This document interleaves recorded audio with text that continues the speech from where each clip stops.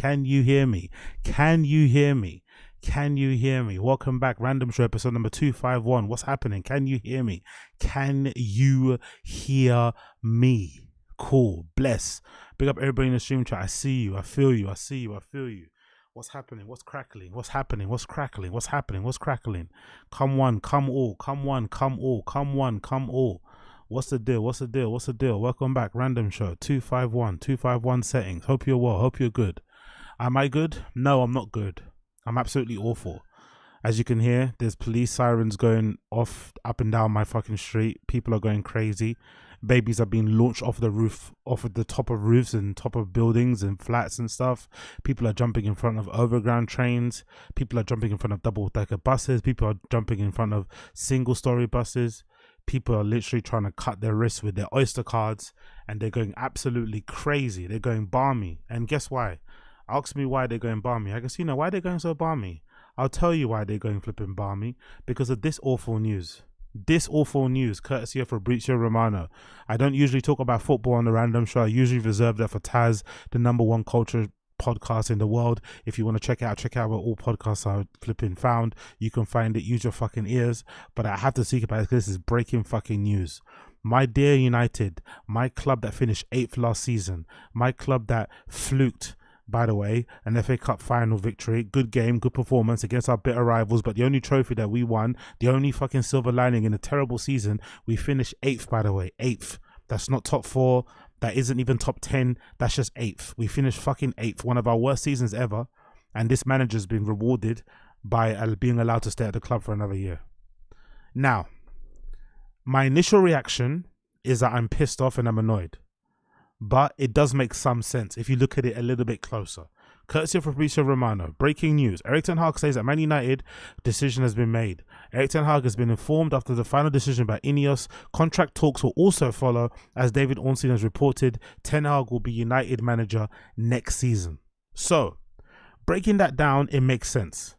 From what I've been led to understand, Ineos have been interviewing other managers, but they haven't found their guy yet, for whatever reasons. There's a story out there that they interviewed Tuchel, then they went to go to the next stage and he said no because he wanted to take a break. There's other managers out there that they probably weren't too keen on. They might have interviewed Southgate, whatever it may be. The managers out there that are currently available, the ones that they've kind of interviewed and spoken to, have all turned the offer down or are not exactly their person. So in a roundabout way, if Erik ten Hag only has 1 year left on his contract, he signed a 3-year deal.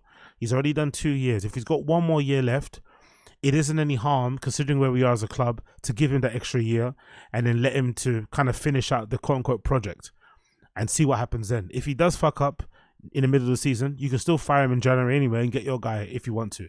But it's probably no harm, no foul play in that regard. But I just don't like what it represents. I don't like what it illustrates, because to me what it illustrates is that this new ownership, this new sporting model that's been led by Sir Jim Ratcliffe, they weren't prepared. When they bought the club, they didn't have a plan in place. They didn't have a goal in place. They didn't have a specced out roadmap of what they wanted to follow. They've just been kind of going as they've been going along. There is no real long-term plan just yet. That's the really concerning part. They're kind of just responding to what's going on. So because we won the FA Cup at the end of the season, that was a good thing. Everyone was kind of happy. They probably found it hard to let go of him, especially with some of the rabid fans online who have been kind of petitioning for Erik ten Hag to stay. So maybe that's why he stayed. Maybe that's the reason why. But my calm mind, because I watched the game with my eyes and I'm not led by fucking emotion and I'm not in love with managers. I want my club to do the best. I don't care about the manager or the players. I care about the badge. I'm willing to give this guy another year. Go, do what you need to do, because I know he's terrible. I know these players, if he keeps trusting the wrong players, we're going to be shit anyway. So most likely he'll hang himself. And if he hangs himself in the last year, then fair play, we can move on to another manager. So I'm not that bothered about it, but it is a big shock. I'm not going to lie, especially this talk here. This second to last paragraph, they're going to give him another contract. He's already got a year left anyway. Why are you going to give him another contract for? Let him see out that year. And if he earns another fucking bumper contract, give him it then. He doesn't deserve to be given a contract by finishing 8th. Look at some of the records we've broken, by the way. Big up this person that tweeted this. Look at all the records that we broke. Look at all the records that we broke last season. Look, they're giving this guy a new deal. This is fucking rewarding fucking failure. Look at this. Look at our away results against the top 9 in the Premier League. Look at those away results. Look. Look at that. We lost 4-0 away at Brentford. Brentford, for fuck's sake. Brent fucking Ford. 4-0 away. 6-3 away at City. 3-1 away at Villa. 3-2 at fucking Arsenal. 7-0 away at Liverpool. 7-0. 2-0 Newcastle. 1-0 against at Brighton. 2-0 Tottenham. 3-1 against Arsenal. 1-0 against Newcastle. This guy's getting another fucking year. Premier League teams with the most shots faced. We're meant to be a top club, and we have a team that concedes 574 shots in a season. All those teams listed amongst us are in the bottom half of the league with the exception of West Ham. Luton, Sheffield United, Burnley. Actually, all those clubs have been relegated. Luton, Sheffield United and Burnley got relegated. So we are amongst relegation fodder in terms of shots conceded. Great, cool, amazing. Expected goals against. Look at us where we're in the league. Look at us, we're in 19th place. Expected goals. 2.12. And then finally, look at that. Look at all the records he's broken. Record points low, 54. Record defeats, 13. Records lowest amount of goals scored, 52. Record amount of conceded goals, 55. And a record shots conceded, 6. Look at this guy. He gets another year. This jammy fucking Dodger. This jammy cunt gets another year. Fucking hell. Fucking hell. He gets another year. Anyway, I'm done. I'm not going to talk about it anymore because if I talk about it anymore, I'm going to punch my screen. I'm going to do a fucking iShowed speed and I'm going to run into my monitor. And I don't want to do that because you guys got me these amazing gifts and stuff. I don't want to discredit anything by going fucking crazy. But if I keep talking about this, I might punch something. I swear to God, I'm so fucking angry. I'm trying to be rational. I'm trying to be level-headed. I'm trying to be logical. I'm trying to be like football-minded. But this doesn't make any sense to me. How are you rewarding failure? How?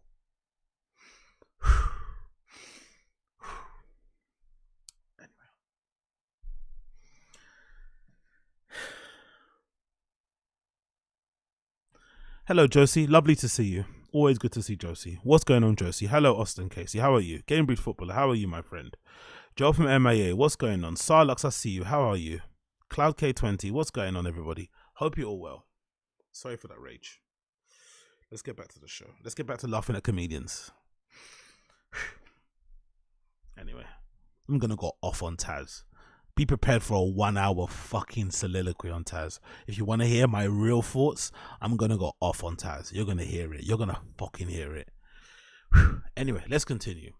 So, main chunk of the show today, we're going to be watching the latest Fire and the Kid. We're going to do a watch along with that. But we've got some clips in the beginning to kind of check out and check through. So we're going to do some of that and some other bits and videos and stuff I've seen online. And then, yeah, that's basically it. So strap on, strap in, get yourself a little beverage. I've got myself a little cold brew over here, as you can see.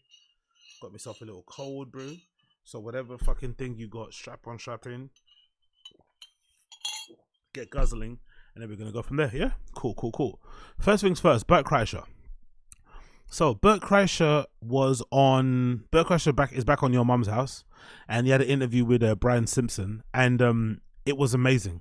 One of the best interviews ever, I swear to God, for all the wrong reasons, by the way, not a good reason, but it was a funny interview because Bert started the interview with one of the weirdest ways I've ever seen. I've never seen an interviewer start an interview like this ever in my entire life. I don't know if you guys have seen this before, but this is a fascinating way to start an interview.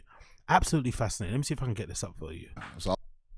This to me is a fascinating way. I've never seen anybody in my entire life start an interview with a guest in this particular way. This really blew my mind. This for sure blew my mind. Let's see if you guys agree with it blowing your mind too. This is Brian Simpson on Your Mum's House with Tom Segura and Bert Kreischer, and listen to the opening question. Awesome. Do you remember the first time you met me? No. I do. Wait a minute. Well, no, you remember the first time you met me? Yes. Okay, yeah. Because I didn't like you. Oh, really? Yeah. I didn't know that. Have you ever had somebody ask you a question like that? Like even in a conversation, do you remember the first time I met you? You met me. Usually it's like, do you remember the first time we met? Do you know how we first, like, maybe it's a friend of yours, I might do that, but no one's ever asked me the question in reverse. Do you remember the first time you met me? It's almost like, do you know who I am? type of question.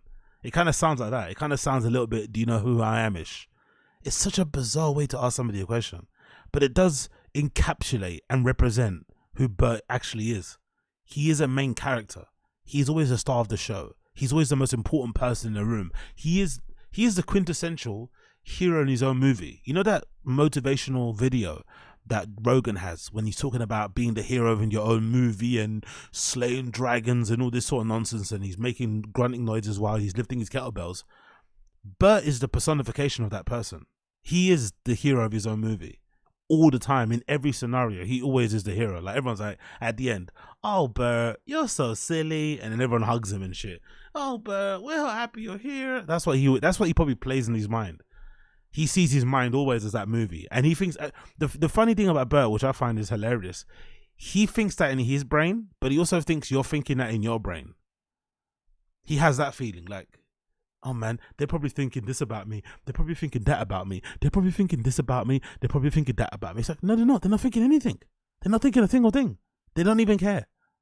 It's fucking hilarious. And I also like, in this particular bit of the interview, Brian Simpson, from what they're saying, Brian Simpson seems to be a little bit standoffish from how they're basically trying to describe Brian Simpson's personality. He's not the most fawny type. He's not the most lick-arsey type. He's just a chill dude. Kind of standoffish, kind of chill, keeps to himself. I like that Bert, in his mind, because Brian Simpson wasn't trying to suck his dick, because Brian Simpson wasn't trying to beg him to open for him or to go on tour for him or to get on his podcast, in Bert's head, that means he doesn't like him. Because Brian Simpson wasn't trying to suck him off. That's the way he sees friendships. Oh, immediately when you meet him, it's like, oh my God, that's Bert. And he's so happy that you said that. Because Brian Simpson's just like, oh, what's good? And just shook his hand. It wasn't enough. So listen to how Bert describes the interaction and why he thought Brian Simpson didn't like him. Well, no, because it's you. And I know now that I know you, I just know that you're not like this fucking sparkle razzle dazzle guy. You're like a hi. Oh yeah, man. I mean, look, I'm probably neurodivergent in some way that they had. You know what I mean? Yeah. No, you're not. Maybe you are, but no, you're not. You're just normal, Brian Simpson. You're normal. You're not trying to suck these guys off. You see them as human beings just like you. They're not anything special, especially behind the scenes. It's probably even worse when you see them actually working and you see them actually in private. You see them as regular people just like you. So there's no point of fawning. There's no point of fainting. There's no point of squealing, of going crazy, of like trying to pretend like they're the most amazing people. They're not. They happen to do the same job that you do. They happen to be in the same career field or the same area of fucking, whatever entertainment that you're in. That's basically about it. You might make some friends. You might not make some friends, but there's nothing wrong with you because you didn't lick his ass. Yeah. I ain't gonna say autistic, but like it's something. My interactions be real clinical. Yeah. Yeah. You know, because I mind my business. Like the first time I met Joe was. That's the opposite of podcasts, isn't it? Everyone doesn't mind their business. Everyone's always in each other's business, myself included. So that's probably why he comes across so weird, because he minds his business, he keeps out of the way, and he lets his comedy do the talking. That's very, very rare these days. Was with Tom, right? Remember the main room in the green room? Yeah. And they got to talking, and I put my headphones on because I was like, "Oh, what they talking about ain't none of my business." You know what I'm saying? Yeah, yeah. Because it was like it was secret time. You feel me? And I've done that before in my life. I don't know if you guys do that too. This is just what normal people do, though, right? If you're in a room with people, and you're the one that's least familiar with everybody, and then they start having individual conversations, what do? Just go on your phone, right? Or make excuses to leave the room.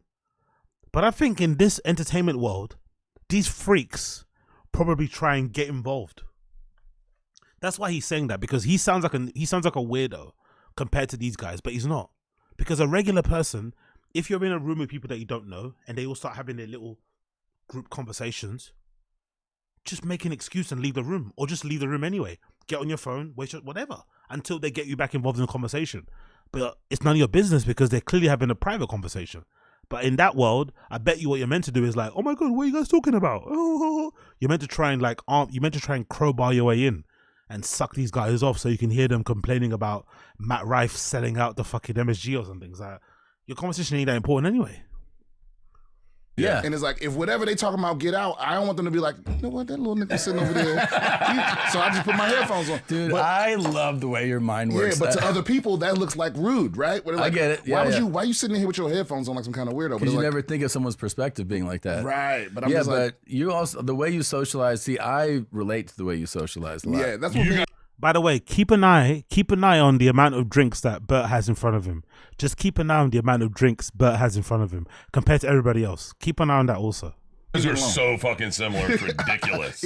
Bro, honestly, so often Tom and I will have the same exact angle on something Yeah. Really? that we've never spoken about. Yeah. Yeah. It's nuts. Yeah, but the first time I saw him, I was like, yeah, he was one of the people that I was like, this guy's really funny. And I told people right away, I was like, you got to see this guy. Yeah. I heard you on that Two Bears. I was in I was in LA. I was in LA at the time. It was right around the pandemic, I think. It was a few years ago. And you had never heard of me. I think someone made this point before. I think it might have been Kino Casino guys made this point about Mersh. But I've started to notice it now. Like, how many stimulants do you need, really, these guys? How many stimulants do you need? You got beer, there's a coffee there, there's some sort of thing that he's opening in a sachet. I don't know if that's a kratom thing, if that's some sort of, I don't know, whatever, something, THC.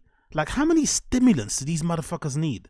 Plus whatever Xanax he's on, Adderall. It's like, it's a non-stop shit. They're always on stuff. And the weird thing about it is, I'm not even complaining about that because I'm a bit of a fuckhead myself, right? But it's not even like they're funnier for it. Usually, if you're on all that sort of stuff, if you're on all that gear, if you're that juiced up, if you're that amped up, it should be at least be funny. At least let it influence your fucking content. At least have the LOLs on fucking deck. Make me cry laughing because you're such a fucking nutcase. At least. But no, you just get boring stories. You get Bert talking about being drunk and his girls and hanging out this and that and, you know, fantasizing about his wife dying, whatever. Like, you get nothing. All these stimulants and you just get these boring middle-aged men talking about boring middle-aged things. You met me, you never heard of me, and then you did Two Bears, and I was like, you still never heard of me? And then throughout the whole thing, you brought me up once, and he just went past. He was like, yeah, whatever. And then I tried to become friends again, and I was like, hey, does Brian have a big head? Because I have a size 8 head. I have a lot of hats I can give him, and you just were like, I don't think he'd be interested. Imagine how pathetic you have to be. And this isn't even like Bert is trying to like suck up to Brian. He just wants him to kiss his ass. I've never seen that before. It's not even like he needs Brian Simpson for anything. He doesn't need him for anything. He doesn't need him for anything. He just wants Brian Simpson to kiss his ass. He just wants him to realize how important he is to have as a friend. He wants him to be like stoked to see him, like, oh my God, it's Bert. How are you? He wants that reaction from him. So he's trying to get him to give a fuck. Like, please, please. Even though he's way more famous, way richer, has way more experience, been around longer, he's just trying to like fucking bizarre, bro. And I was like, how fucking hard do I gotta try to get these guy to fuck with me? No. I'll fuck beer? with you, Bert. You know what I'm saying? I'll always be grateful for both of y'all. Because By the way, when a black guy says that, they don't mean it. But especially the way that he said it. He tolerates Bert, but he doesn't mean it. And I'll play you a clip later, but I think he got freaked out by Bert. I'm not sure about you, but I'm saying the black thing. It's everybody thing. We all have our threshold of like craziness we can handle. I have my threshold, right? I'd always talk about how much I like psychos and crazy people. I don't really. I like them to a certain limit. And I think Brian Simpson witnessed something. He saw Bert in a scenario and he's never been able to unsee that anymore. That's why he probably keeps his distance.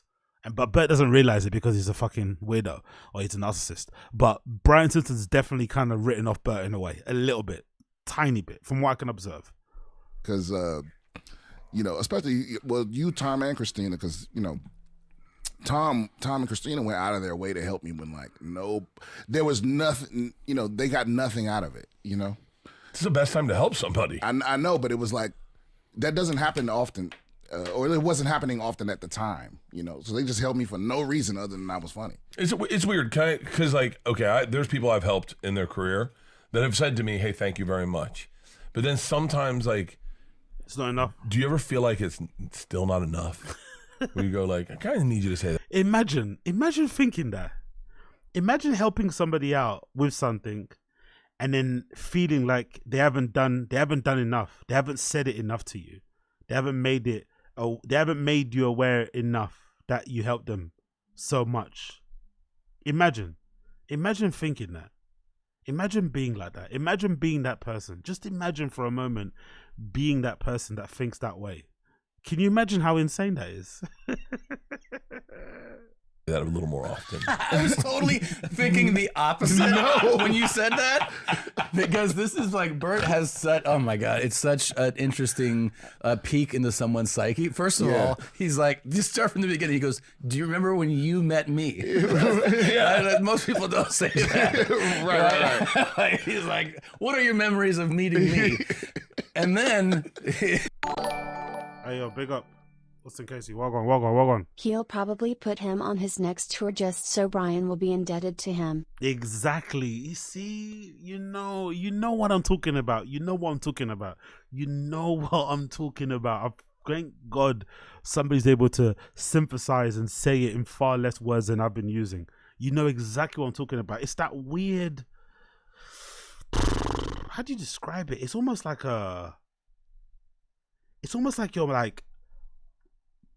he's purposely making himself way more important, you know?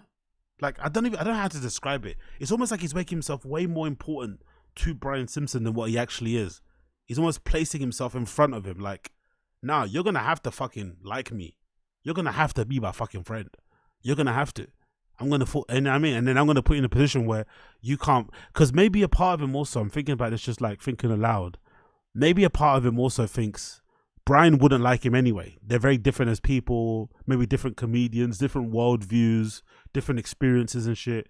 So he's almost trying to like, he's doing that thing that Brendan used to do, where Brendan would like purposely go out of his way to be really nice to like some random person, so that random person could be like, oh my God, like that guy's really nice. And then that guy would always have your corner. It's almost like a weird social, it's almost like a weird way to like bribe somebody. You know, like it's almost like emotional bribing, reputational bribing, if that makes sense. It's so weird. It's so bizarre. Big up Austin Casey. then he's like, I tried to get you to like me. I don't like that. I didn't feel it right away. And now he's talking about essentially being like a charitable person, being like, yeah, I need a little more fucking feedback. No, you know what it is though? It's like you have to remember that most shit ain't really about you. That's very like true. When you make, because you can have a lot of animosity when you make. Anyway, you get the point of that whole shit. Brian Simpson came across really cool in that clip, but I just find it hilarious how Bert legitimately is kind of annoyed that Brian Simpson doesn't lick his ass as much as he probably would want him to lick his ass. I find that just fascinating to fucking witness. Like, he's legitimately a little bit annoyed that Brian Simpson doesn't really like go out of his way to fucking love him as much as he probably should. Anyway, talking about that, what do you guys think about this? Am I bugging, or did I find Bert Kreischer's doppelganger? Randomly searching online for new anime to watch and shit, random YouTube videos like I do, you know, perusing the fucking anime streets, and I stumbled upon this one creator's videos, and I was watching him. I was like, hold on, he looks like somebody that I recognize. Doesn't this guy remind you of Bert, or am I fucking bugging? What do you guys think? Does this guy not remind you of the one and only Bert Kreischer? Please tell me if I'm bugging out. Does this guy not remind you of Bert? Do you like anime? I like anime so much, I'm about to talk about it for fun! It's way too early in the video to say the F word without getting demonetized. Well, if you're new here, this is Kaiser's TV 23 of 23, where I go over 23 TV shows from 2023. Doesn't that guy look like Bert Kreischer? Or am I bugging? Doesn't he look like him? Isn't that like anime Bert Kreischer? Isn't that geek Bert Kreischer? Isn't that nerd Kreischer? Isn't that him? I swear to God, that looks like Bert. That's like a spitting image of him. That is literally Bert Kreischer. Holy shit. And if you weren't paying attention to the title or the beginning of this video, this time it's anime. And I am psyched because not only do we have 10 full segments, we also have 11 honorable mentions. So strap in for the final list, and please try not to get too mad down in the comments. They're just cartoons. He's like the good version of Bert, isn't it? He's such a positive, nice guy. He seems cool. He seems fun. I love nerds. I love geeks because, you know, I'm into the same stuff that they're into. So we got a little kinship there. You know, niggers. We love our anime. So I'm no different. So it's good to watch these videos. But I was watching him, I was like, shit, that's fucking Bert Kreischer. That is literally anime Bert Kreischer. That is literally geek Bert Kreischer. That is literally hentai Bert Kreischer. Huh? That is it. That is literally waifu Bert Kreischer. That is basically Elden Ring Bert Kreischer. That is literally Baldur's Gate Bert Kreischer. You know? That is him right there. Fuck, man. As far as like shit. What I want for nerd Bert Kreischer there? What I want for nerd Bert Kreischer? I love you. I love you. I love him. I love him. Anyway, moving on from that one. Another Bert Kreischer thing, right? Another Bert Kreischer thing. Another Bert Kreischer thing. Another Bert Kreischer thing. Another Bert Kreischer thing. Another Bert Kreischer thing. Talking about drinking, right? Talking about drinking. Talking about drinking. Talking about drinking. Talking about drinking. Talking about drinking. Bert made a really interesting point about his drinking and being genuinely surprised that his friends thought he was going to die. Now, my analysis of this clip is this, before I play it. I have a feeling Bert kind of enjoys the way people think he's going to die, that attention he gets from that. Maybe I'm not saying anything crazy, and I'm not saying anything mind-blowing, but I think I'm getting the feeling that Bert is almost a type of person that enjoys any type of attention. So if the attention you're giving him is that, oh my God, you're concerned he might die, he loves it. If the attention you're giving him is that, oh my God, your comedy is amazing, he loves it. He doesn't care what attention you give him or for what reasons, he fucking loves it. So in this particular clip, he tries to ask Tom, you know, hey, did you really think I was gonna die? And obviously Tom says yeah. And instead of taking it as like a, oh shit, a warning, like from your friend or like a wake up call, he just kind of, you know, laughs over it. But I thought it was a really interesting little interaction between these guys because it kind of shows that Bert's not really all there in the head. He's a little bit, out for lunch, as they say. A little bit out for lunch. It's fucking great. How close did you guys think? Were you worried I was going to die for real?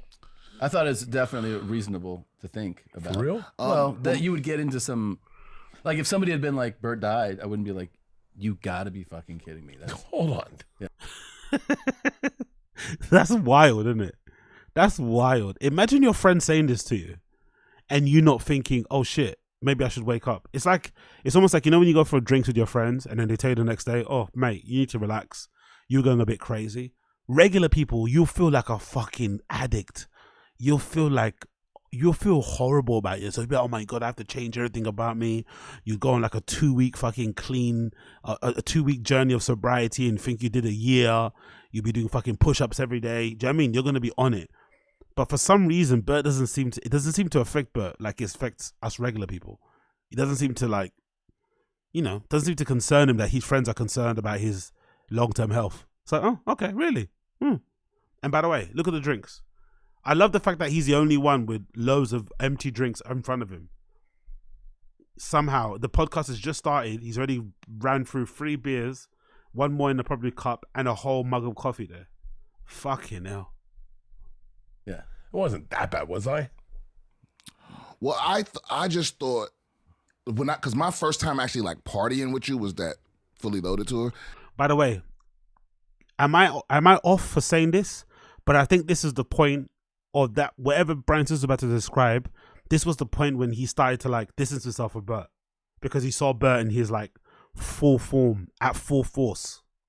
Listen. And I was just like, I couldn't believe how much you could party and not be dying. You know? Because I'll never forget this moment where we're on the bus and I'm like, is it any water in here? And it was just beer. Yeah. Like it was like 500 beers on this bus and not a single fucking bottle of water. and I was like, what's the closest thing to water? And it was a grapefruit thing. Yeah. And I was like, I can't have grapefruit. And Bert went, oh, are you on this medication? I was like, holy shit. Like we on the same medication. I gotta fucking make a change. Yeah. And Bert doesn't see that for what it is. It's a funny joke, fair enough. But if you scratch the surface, if you scratch a little bit at the surface, you'll see a bit of a real message there of like, I went out with you once and I thought I could drink, but you scared me. It's almost like the Boogie thing. Remember Boogie 2988? In the Boogie 2988 documentary, they interview some prostitutes and shit and some cam girls, whatever the girls were that Boogie likes to hire.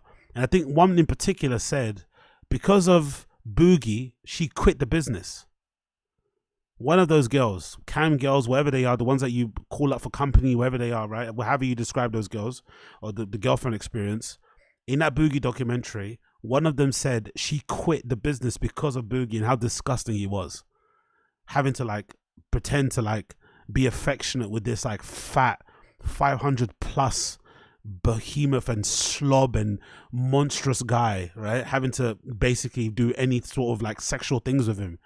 It completely turned them off from the business, so much so that they quit.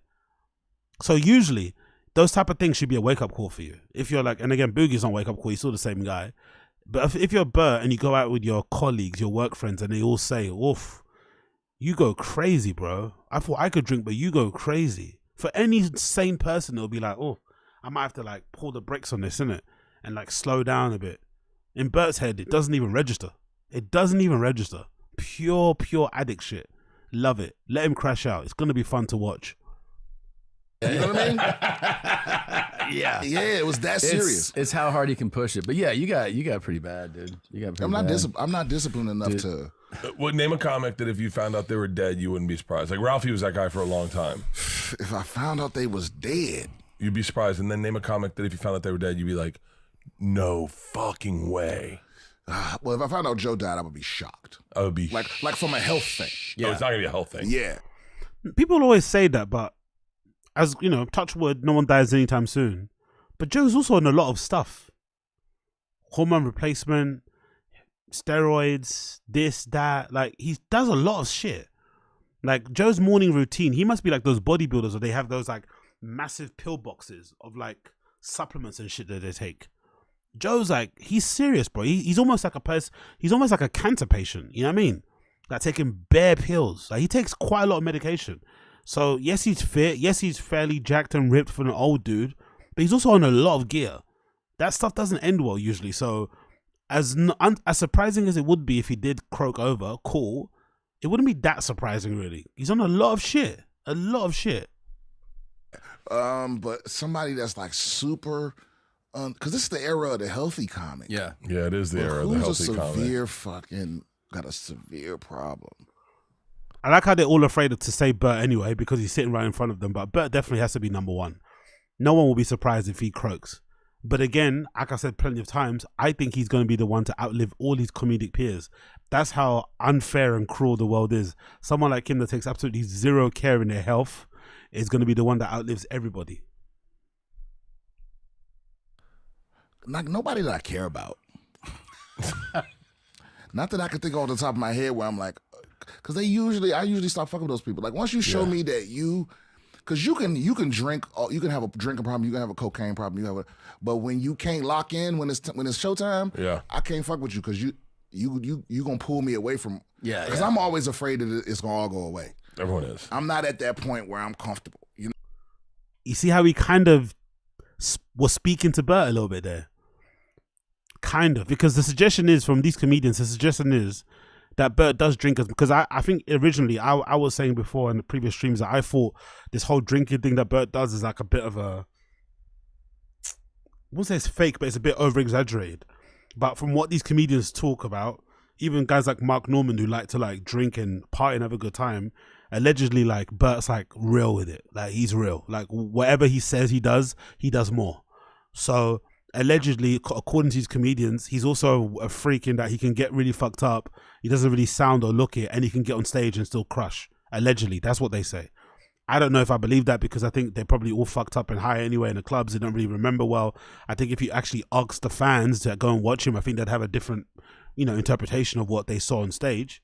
But if that's the case, and he is a guy that he can drink and still perform, that also doesn't last forever. So there will come a point where he'll stop performing, where he'll stop being able to lock in. So I think Brian Simpson kind of saw that and kind of backed away, which is why he's more of a Tom guy than a Burt guy. Obviously, Tom is the one that kind of put him on and gave him shows and maybe got him in touch with Rogan and shit. Cool. But Brian's more of a Tom guy because Burt is way more destructive and clearly a little bit scary to hang out with in real life. No. And so I don't want to be around people that don't give a fuck, because they're going to have you in situations where you don't give a fuck. Yeah. So, all the people, there's a lot of people that I would. Tony Hinchcliffe, if he died in like a gay murder pack suicide, I'd be like, that makes sense. Yeah, That tracks. Nah. Red Band, if Red Band died. Red Band was the one, that was like the canary in the mine when he looks at me, he goes, oh, you don't look as bad as Reddit says. And I was like, what? And he goes, they say you're going to die. Yeah. I was like, what are you talking about? And he goes, you don't read Reddit? And I was like, I don't read anything, Red Band. That's a lie, by the way. Bert definitely reads his Reddit. He definitely reads his comments. And he definitely likes the fact that people speculate when he's going to die because it's attention. And he likes all forms of attention. And he was like, oh, everyone says you're going to die, but you don't look that bad. And I was like, wow. I was like, okay. You're the only one in here that says I don't look bad. I was like, Brian, maybe both of us need rehab. Yeah.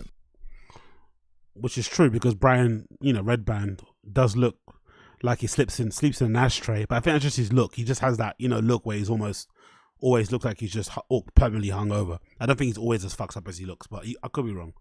What about the big dude from Are You Garbage?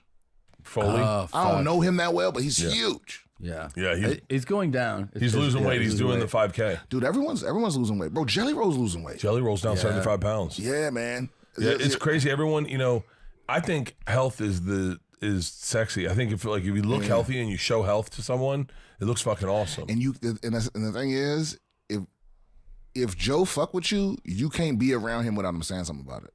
Oh, at some point he's gonna be like, "Hey, bro." Yeah. That is the number one thing I think that would drive Joe nuts about me was my lifestyle, my partying, and my getting overweight. Because he doesn't see you as that. He sees you as skinny. He sees you as your best version of yourself. No, he sees you as fat shit. He just hates fat people for sure. He sees you as a fat cunt. Yeah, and he'd be like. I'd be like, yeah, I remember one time I was like, yeah, I'm working on losing weight. And he's like, what are you doing? I said, Joe, I stopped ordering apps. And he was like, what the fuck did you just say? No more appetizers? Yeah, no more appetizers. And that's an insane defense, isn't it? I stopped ordering appetizers is a fucking insane defense. I thought he meant I stopped ordering on fucking apps like Deliveroo and shit, but he meant appetizers. That's some real fat boy shit. I stopped ordering starters. I'm losing a bunch of weight now. What a fucking psycho.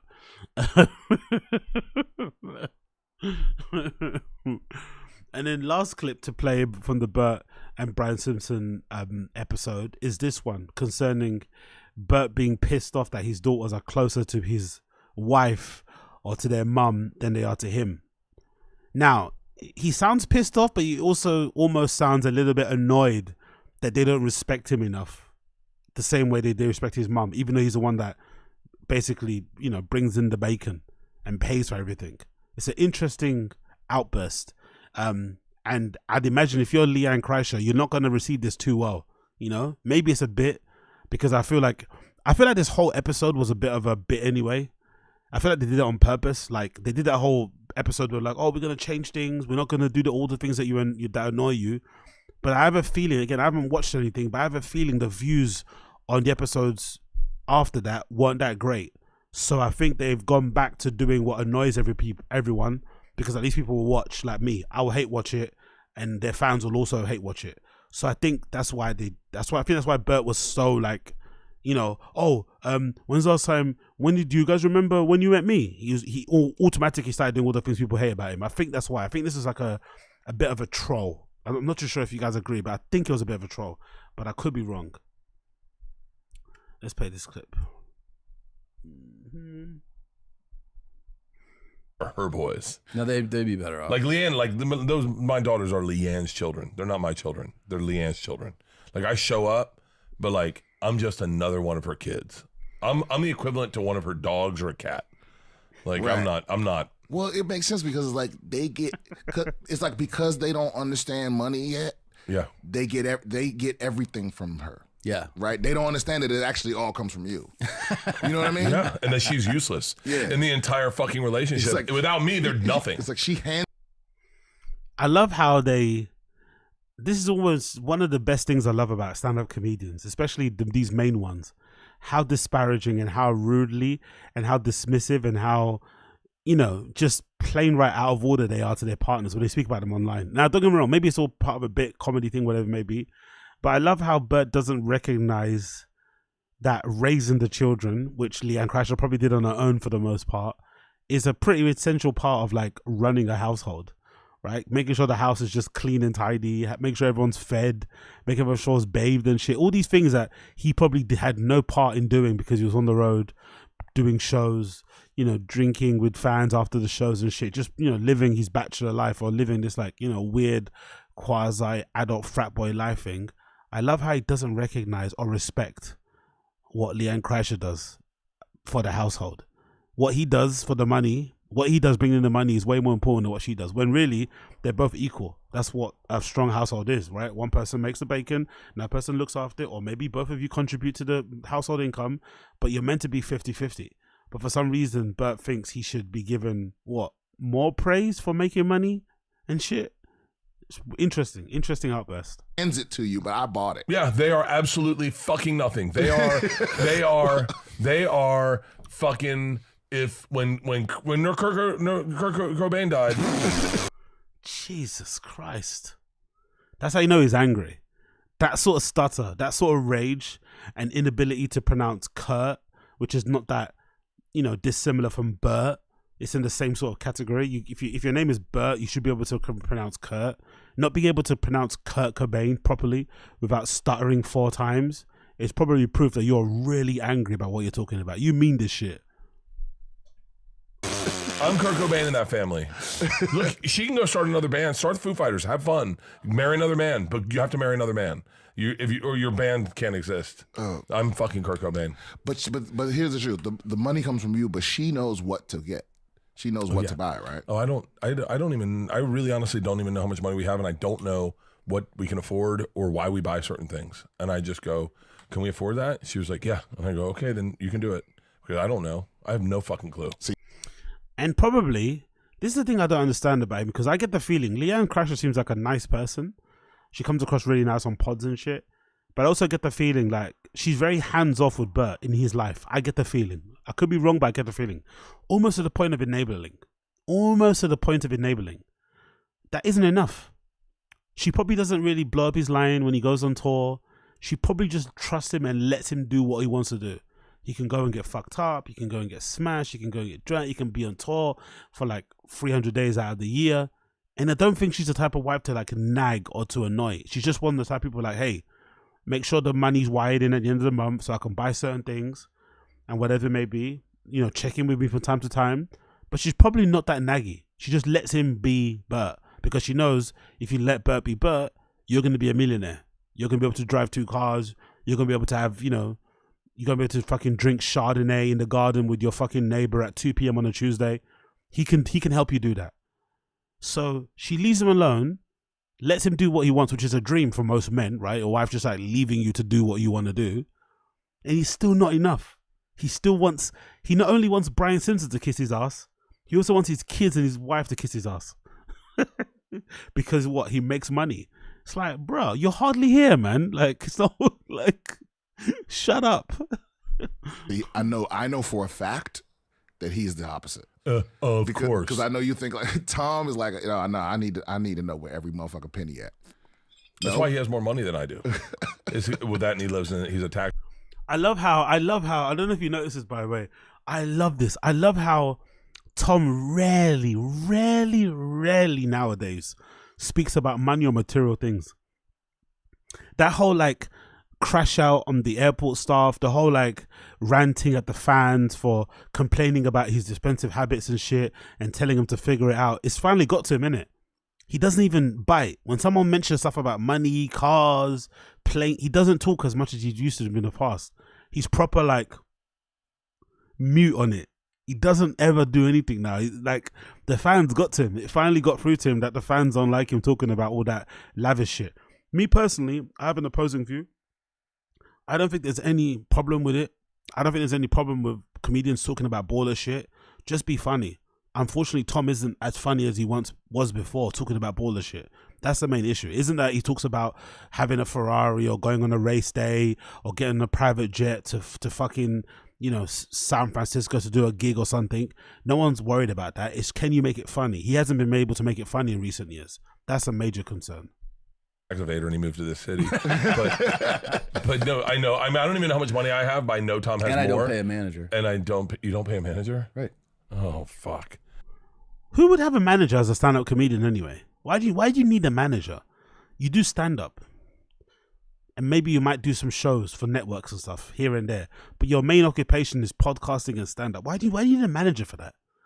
At most, you might need an accountant, a financial advisor, and maybe a booking agent or something along those kind of lines. But why do you need a manager if all you do is podcasting and stand-up? You're just giving away money for money's sake. Unless the manager also doubles up as a booking agent, but you probably would need a booking agent more than you need a manager. Such a weird thing to kind of expense on. But I guess in these circles, having a manager is almost a bit like its own cachet. Oh, I've got a manager. That means you're a big deal, right? Maybe that's part of it, but why would you just give away money? Like, you don't need one, I don't think. And it's like, he's smart with his fucking money, and that came from him and his dad. No, you know what I realized? I always thought I was bad with money. No comment again, by the way, about him and his dad. His dad was super rich, by the way. R.I.P. Top Boy. Top Dog. I love it. He doesn't buy it anymore. Tom does not talk about money or anything anymore. He's gone. He's been burned. The fans won. And then I realized recently I just didn't have enough money. Yeah, that's a Like, real. That's fucking fascinating. I'm still just as bad with money, but I can afford to be as bad as with money as I am now. How much money do you think is like, if you signed a deal for ... you'd be like, I'm fucking good for the rest of my life? Netflix calls up. Probably 40 million. 40 fucking million. 50 million. Like, well, I'm like, well, I don't never got to do another fucking thing. Yeah. Yeah, about 40 million. It's also fascinating that these guys talk about this shit on pods in there. No? It's a comedy podcast, so you just like pontificating about money, how much. It's almost like it's never enough for them. It's never enough that they get to play adult make-believe, that they get to, you know, exist in a state of arrested development. They get to play this like silly goose thing into their middle ages, you know, performing on stage, telling jokes, having a good time. That's still not enough. You're still looking for that extra. Like, how much more do you need, bro? You got a network, you got a podcast, you got a nice house, you do Netflix stuff. Like, why are you thinking about how much money? Like, or are they worried that everything's gonna come to an end and they're looking for like one final payday? I don't know. I just find it odd that they're speaking about this in the first place. Anyway, it's just like, why does it matter really? Anyway, it's not really funny. Isn't that crazy? Yeah, because Do you know, it was for me when I was 26 years old. I thought, if I could make $1 million, I would be good. Yeah, for sure. No, I know. I was like, that's that's not enough. Everything changes. Because you know what it is. What you don't calculate is. By the way, I find this also fascinating. Brian Simpson's about to say something that every regular person that hasn't grown up rich would say. If you haven't been growing up rich, every regular person would say this. But listen to how they react when he says what he says. Because it's different if you in a family of rich people, right? But Yeah. if you the breadwinner, you know, especially if you have a single mom, that's another kid. That's another kid. Yep, you got kids to take care of. You got a single mother. You got to take care of them. Because that's the first thing I'm going to have to do is buy mom a house. I probably pay off my siblings' houses. I probably pay off their ex-wives' houses. God, that's such a black thing to do. That's not a black thing to do. I would disagree. Getting your mum a house isn't a black thing to do. It's the thing that everyone else does that doesn't have money from their family. Every regular person that doesn't have that, usually for the most part, your parents don't even own their own home. So when you're the first person or the only person in your family to start making some good money, why wouldn't you pay for your parents' house so that they have a home that they don't need to move out of, so they can be secure in knowledge that they own their home now, because you're the one person in the entire family that figured it out, that was able to make some good money? Why shouldn't you give it back? Why shouldn't you, you know, reach back and help out the people who fucking brought you into this godforsaken earth? It's almost fascinating because Bert's obviously lived always in the knowledge that his parents have always owned their homes or their home or their homes, plural. So he's never ever had that eternal thing about, oh shit, man, now I've made it, I can put all my family on. Don't get me wrong, he's still looking after his wife, he's still looking after his kids, but I find that to be truly fascinating. He's never once think, oh shit, yeah, they don't need to buy my house because they own their own home. What, pay off ex-wives' No, houses? no, buy people houses. Like that's not a white thing at all. No, not at all. Because y'all already got houses y'all be inheriting. Probably. Yeah. Probably. Yeah, it's different. Like it's something that I find very endearing, but I cannot connect with when. I find it endearing, but I cannot connect with it. Yeah, because your parents own their home. It's not that complicated, really, you know? Usually in a family, I don't know if this is scientific or if this is something that can be researched, but I'm sure it can. But usually in a family, how many people really get to make it anyway? Big up Austin Casey. As many faults as Rogan has, he hardly ever talks about his money or his possessions. Occasionally he'll talk about one of his cars. I don't think it's interesting. Exactly. I don't think it's similar for personal life shit. I just don't think it's interesting. There's enough psychos, there's enough fucking freaks online, especially locals, for you to just be talking about them continually. You don't need to make your own life a bit of a fucking, you know, part of the entertainment or part of the storyline. That's why some of the times I can't get into that's why sometimes it's so annoying how No Jumper is kind of devolved into this nonsense that it is now. Instead of them talking and commenting on the crazy shit that's happening in culture, they're just turning their lives into the storyline. It's like, fucking hell, man, enough. And with Rogan especially, that guy's got all the money. He's the biggest. He is the biggest. He's made all the money, yet he never speaks about it ever. He goes out of his way not to mention it. He rarely posts his. I don't think he even posts his cars on social media. But then on the flip side, Brendan Schaub goes to buy a green Ferrari when he gets fired from Showtime to prove to the haters that he's still winning. You know what I mean? Rogan might have 25 Ferraris. We'll never know. You know what I mean? Unless someone on a podcast spills the beans, we'll never know. Or someone records him leaving the comedy store, we'll never fucking know. And yet these guys are sitting here again. Two guys who come from, you know, families with decent money. I guess Tom might be, his dad probably is the one that made probably the most money. But two guys that come from decent amount of money pontificating about how much, like, who cares, man? It's not funny. Move on. And they go, I bought my mom a house. So like, you didn't buy your mom a house? She already had a house. She had a house. Oh, She had a house. right, Yeah, right. She had a house. Yeah, like I grew up in a house. Exactly. Not a lot of people have that privilege. It's a privilege. Don't get me wrong. It's an amazing thing to have. No, it's not wrong to grow up with money. It's an amazing, benefit. It's an amazing leg up. It's an amazing chance. Why wouldn't you? If your parents could put you through college without you having to incur debt, that's fucking beneficial. Get the most out of it. But I just love how these guys are so out of touch with like the regular world. Like, oh, what? So like your parents don't own their own home? It's like, bro, how many? Don't you have any friends in your social group that just grew up normal? Really? Or do all your friends' dads happen to be part of the fucking local golf club? Like, come on, bro. This isn't even, I'm not even saying you have to grow up with friends that are from the fucking ghetto, but don't you grow up with one regular friend? Just one. Big up Theodore. In before Rogan secretly becomes the biggest landowner in the United States. Yeah. That would be hilarious. Rogan buys up all the buildings around the comedy mothership and turns it into like this commune or something, innit? They start growing their own vegetables.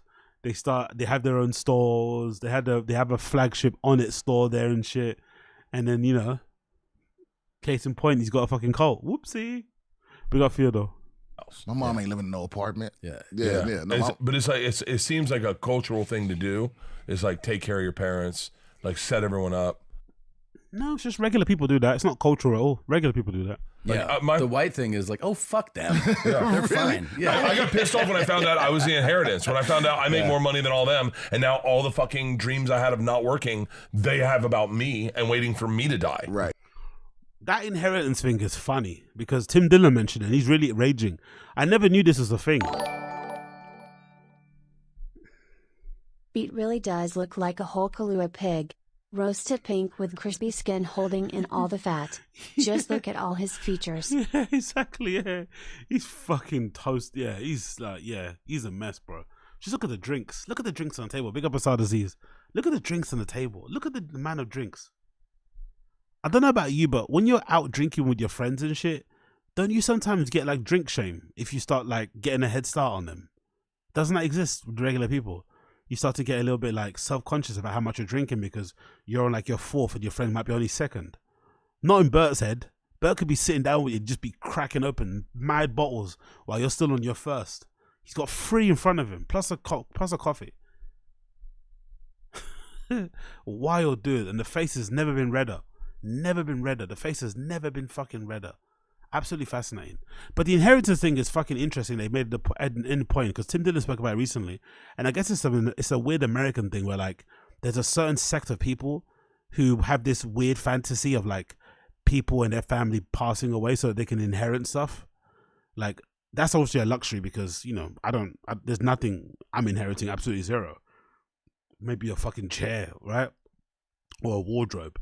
But there's this weird fantasy that people in the States have, some people anyway, I guess what Tim Dillon's talking about family members passing away so you can have stuff. It's like, but I love it in Bert's case because Bert was that person. Again, a person who's kind of born with a quasi silver spoon in their mouth, gets given all the opportunities in the world, starts to make money, is still fantasizing about an inheritance, and then you turn into the person that people are waiting for to die. Life can be fucking cruel. Life can be fucking cruel. Big up Bartholomew's. Big up Bartholomew's Kreischer. Cool. Moving on from that. Let's switch gears and check out my nigga Elephant Graveyard. Big up Elephant Graveyard. Elephant Graveyard's got a new video. I've just seen it now. Just dropped 3 hours ago. We're going to watch that together because I ain't watched it. It's a new video. It's titled Harlan Williams Just Forced David Lucas into Retirement on Kill Tony. So big up Elephant Graveyard. Follow him. He's got a great fucking channel. I'm a big fan of his. Big up Elephant Graveyard. So let's check out his new video called Harlan Williams Just Forced David Lucas into Early Retirement. And let's see Wagwan here. Let's see Wagwan for the Wagwan. All right, cool. Blessed, blessed, blessed, blessed, blessed.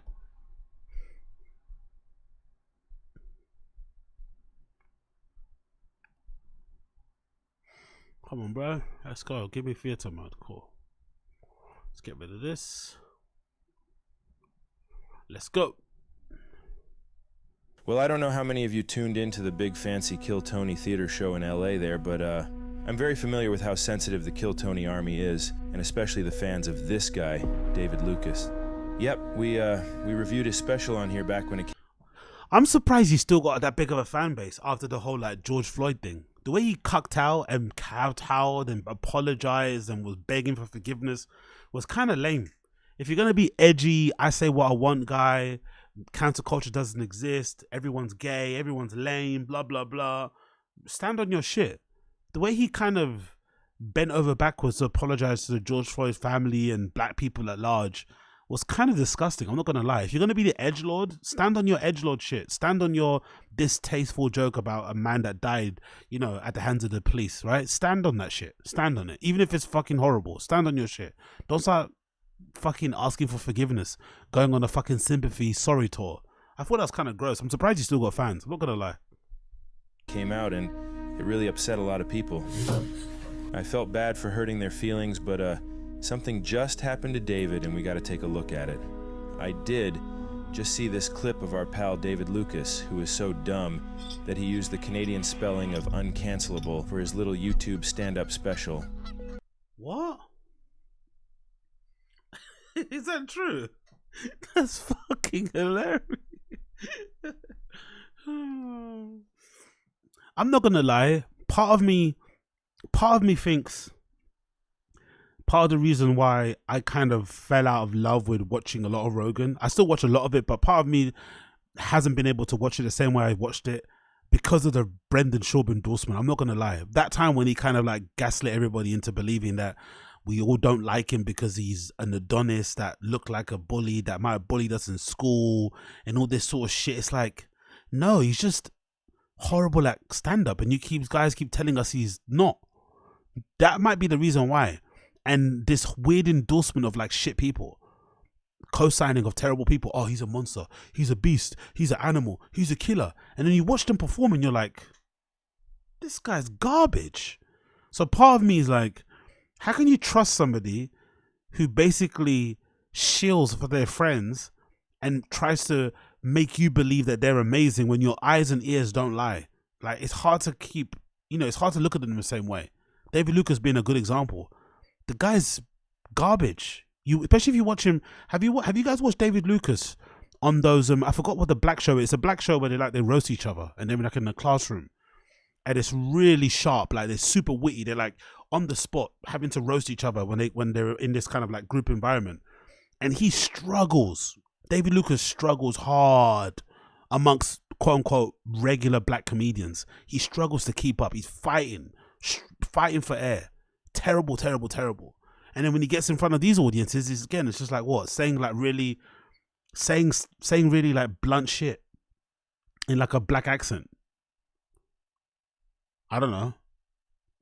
Cool, I guess. Swear words, okay, edgy. I guess David's tribute to my wonderful homeland wasn't good enough for my fellow Ontario man Harlan Williams, who just single-handedly confirmed David Lucas to be completely useless as a roast comic, while in front of a whopping 6,000 fans of this Kill Tony thing. This guy David has spent 10 years in comedy and has branded himself as a roast specialist, and he's been a feature of the Kill Tony shows for a long time. His bread and butter is insult comedy. He was even awarded... Oh, big up, what's it called? Okay, the show's big up Dark Web J. Big up my nigga Dark Web J. Thank you for that. The show's called Roast Me, yeah? Okay, cool. Check it out. David Lucas struggles on that show, bro. He struggles hard. He struggles harder than hard. Big up Dark Web J. This, I don't know what to even call this. Yo, big up Uche in the chat as well. Big up Uche in the chat. Big up Uche in the chat. Wild one. He struggles because he's not funny. Yes, but they keep telling us he's funny. They keep telling us he's funny, though. They keep telling us he's the most funniest comedian ever. They keep telling us that. So what's going on? Who's telling the truth? Do our eyes and ears deceive us? Or is Joe Rogan's endorsement really, really all that matters? Kill Tony Hall of Fame? Yeah, he started crying about it and everything. The third ever Hall of Fame. Fucking. Guys, if you work at your comedy as hard as David does, you see what I mean? You see what I mean about other comedy channels? Big up my guy, Elephant Graveyard. Because I would never say something as mean as that. Because I understand why he's crying. But Elephant Graveyard's laughing at this guy for having an achievement. You see? People say I'm mean. I think I'm quite reasonable. Other people laugh at people's achievements and mock them. Why is he laughing at this? Why is he crying for this Hall of Fame award? Why is he taking, like, honestly, I'm not even that bad. It's hard to be a Marine roast master when you have the biggest butt in the whole arena. Exactly.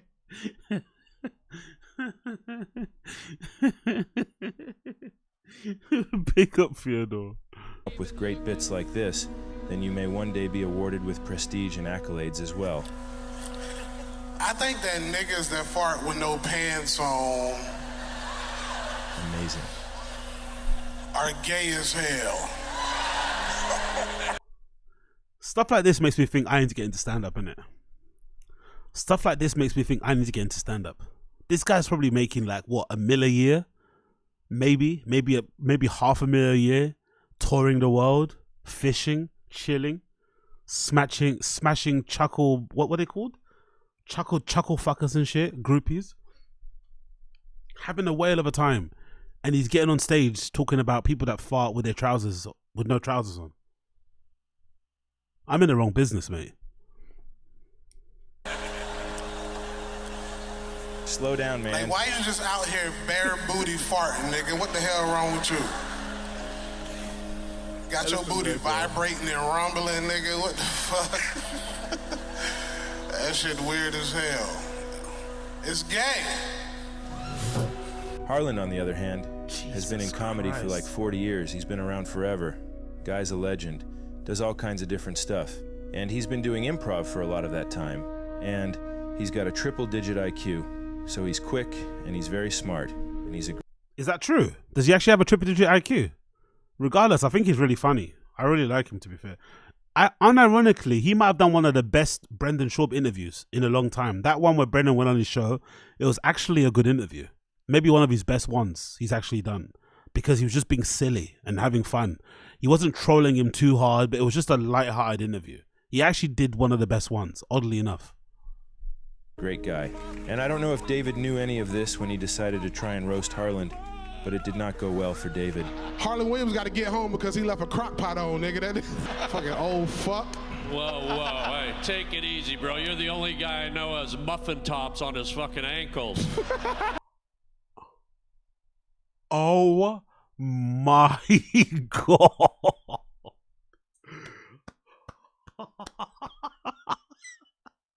I didn't even think about that. That's an incredible observation. That's an incredible observation. You're the only one that has muffin tops. It really does. Wonderful. Right away, you can see the panic set in for David. Look at his face. Yeah. He knows he's about to be exposed as a useless hack. Also, if you're above 300 pounds, you shouldn't wear skinny jeans. And you probably shouldn't wear Balenciaga sneakers. Just wear Crocs. Just wear Crocs, some big sweats and shit, and a big tee. But you shouldn't be trying to dress like a hot boy with like a denim jacket on, oversized shirts. Like, it doesn't look good. It just looks weird. I don't understand why big dudes like this try to wear skinny jeans. I don't even know where you can get skinny jeans that could fit you when you're that big anyway. Why would you even do that? Just wait until you lose weight to wear them. Like, it just looks horrendous. I never understand that sort of stuff, to be honest. He'd look much better if he just wore some nice sweats, oversized, maybe a bit baggy, with some Crocs or maybe some Birkenstocks and shit, a nice baggy t-shirt, and done. You don't need to be trying to dress like a fuckboy. You're not a fuckboy. You know what I mean? Fuckboys aren't 300 pounds. They're like 150 and they have like dangly cross earrings. Oh boy, that's a lot of people, David. When he came in here, those were fucking elevator shoes. Harlan's got a great observation there. What the hell happened to... Yo, that's such a good observation. Because if you know anything about Balenciaga sneakers, you'll know that these sneakers are kind of high. They kind of thick, the soles. So I like that Harlan Williams noticed that he's squashing them, because they're actually quite chunky, these Balenciagas that David Lucas has on. And he made the observation, like, look, bro, you're squeezing. You're literally putting all the pressure on the midsoles of your shoes to the point where they're not chunky anymore. You are de-chunkifying your Balenciagas. Holy shit. Harlan Williams. ...to his shoes. They weren't designed to support that much weight, and they've started to become completely smushed into a pancake. Wow. I hadn't even noticed that. This is why Harlan is the best. Harlan, you look like Joe Biden's spokesperson, nigga. Fuck, I fucked that joke. Yeah, you fucked it up bad. So David is still trying those political jokes that never make any sense, because, again, he is just... This guy here kind of looks like the guy from... what's that show called again? With Seven in it. He kind of looks a little bit like him in the middle of the face, isn't it? The kid without the teeth. What's it called? And they live in the upside down. He kind of looks like him in the middle of the face. Just this bit here. So dumb. And he is so bamboozled here, he just fumbles the joke completely. Biden's whole cabin sucks. You look like Joe Biden's spokesperson, nigga. Spokesperson, nigga. Spike person. Does the spike person work for Joe Biden's cabin? Well done, David. You've done it again. You look like Joe Biden's spokesperson, nigga. Fuck, I fucked that joke up. Yeah, you fucked it up bad. Damn. You fucked it up real bad, my guy. Spike I mean, person. my fucking guy. How about all fucking 5 guys right fucking there? Oh. Look at his face as well. He's like, that guy's getting torched. Look at that face. He's like, that guy's getting torched. He's like, that guy's getting grilled. And Tony Hinchcliffe is worried too, because that's one of his dudes. He's like, oh, I better come in and save him. Harlan Williams. I didn't know he had this in him. I thought he was like a jokey, happy, wappy, silly, trolly type of guy. I didn't know Harlan Williams had this sort of Anthony Jeselnik fucking edge to him, mate. I didn't know he had this in him. Big up Harlan Williams. Fucking hell. I thought this guy had a tattoo of the Monster Energy drink logo on his stomach. It turned out to be his fucking stretch marks. And here we see Harlan's triple. Oh my God. That came with a bit of hate. That sounded like a bit of hate as well. Harlem does not fuck with David Lucas. Holy shit. Your stretch marks look like the Monster Energy drink logo. Wow. Digit IQ at work, coming up with an out-of-left-field insult. A great example of lateral thinking that someone as dumb as David could never achieve. I mean, honestly, dude, shouldn't you be in fucking Colombia or fucking down in fucking Denver stomping dinosaur footprints into a river? Incredible.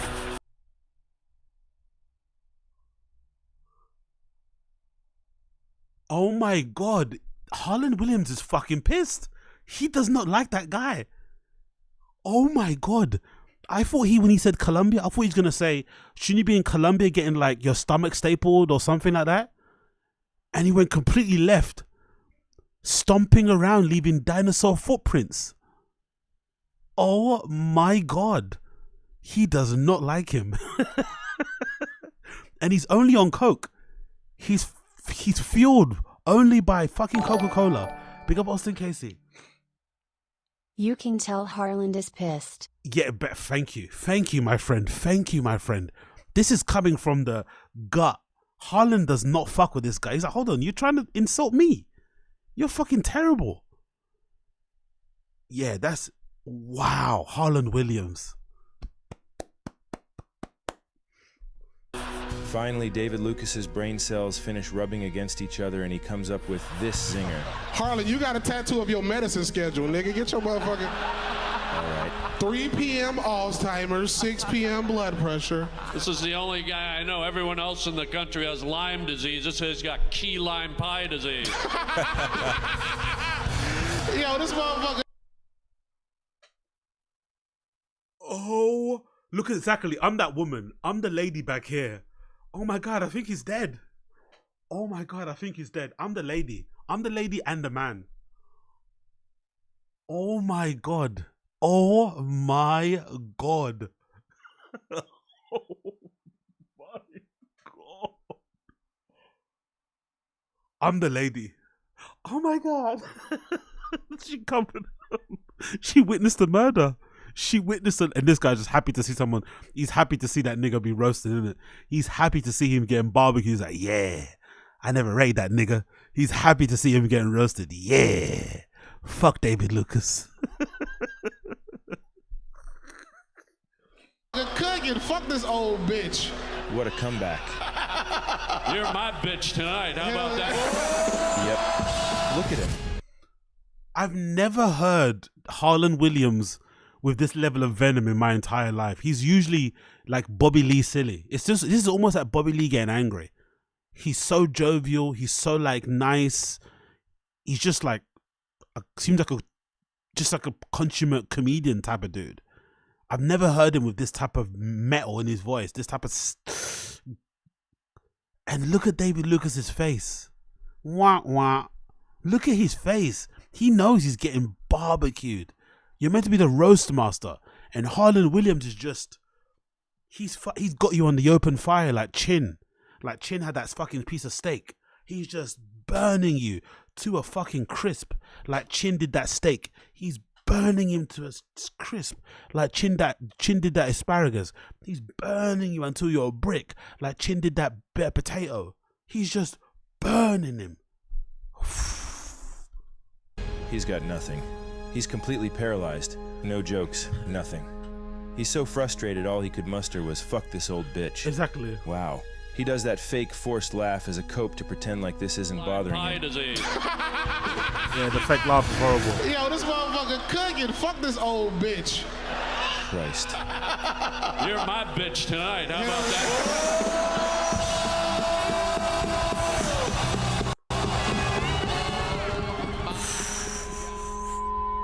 Oh God.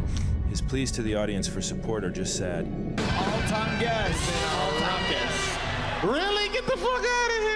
Harland is declared an all-time guest, and that deeply upsets and unsettles David. He knows he is losing his grasp on this comedy grift he's gotten away with for way too long. Guys, when someone's voice goes this high, you know they're toast. Exactly. All-time guest. All-time guest. Really? Get the fuck out of here! Get the fuck out of here! Get the fuck out of here! Harland's about to perform his fatality here. Let's enjoy this. Yeah. Tomorrow I'm taking you to the car wash, hanging you upside down, and putting that fucking hair to work.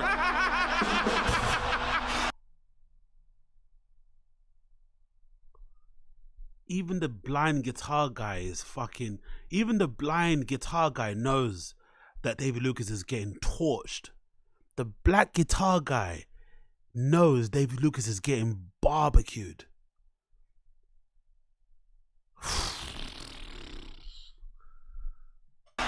Yo, this nigga is cooking right now. I don't even... Oh, now he's trying to do that fake familiarity thing. He's trying to do that fake fucking we're boys thing. Fake like, oh, we spoke about this before thing. Yeah, me and Harlan Williams go, nah, man, you were adversaries. You were ops before. You were enemies when you started this. It was mano-y-mano, mate. You were going fucking head-to-head, one-on-one battle. No, don't try and act like he's your boy. You're not. Get him back with words, bro. That nigga's kill it, man. This is Harlan Williams, nigga. Nah, man. Don't try and fake affinity. No way. No way. Don't cop out. Don't wave the white flag. I am cooking and you're just pissed off I didn't actually bring you some food. Look at the blind guy. Look at the blind band guy. Look at him. Look at him. He knows.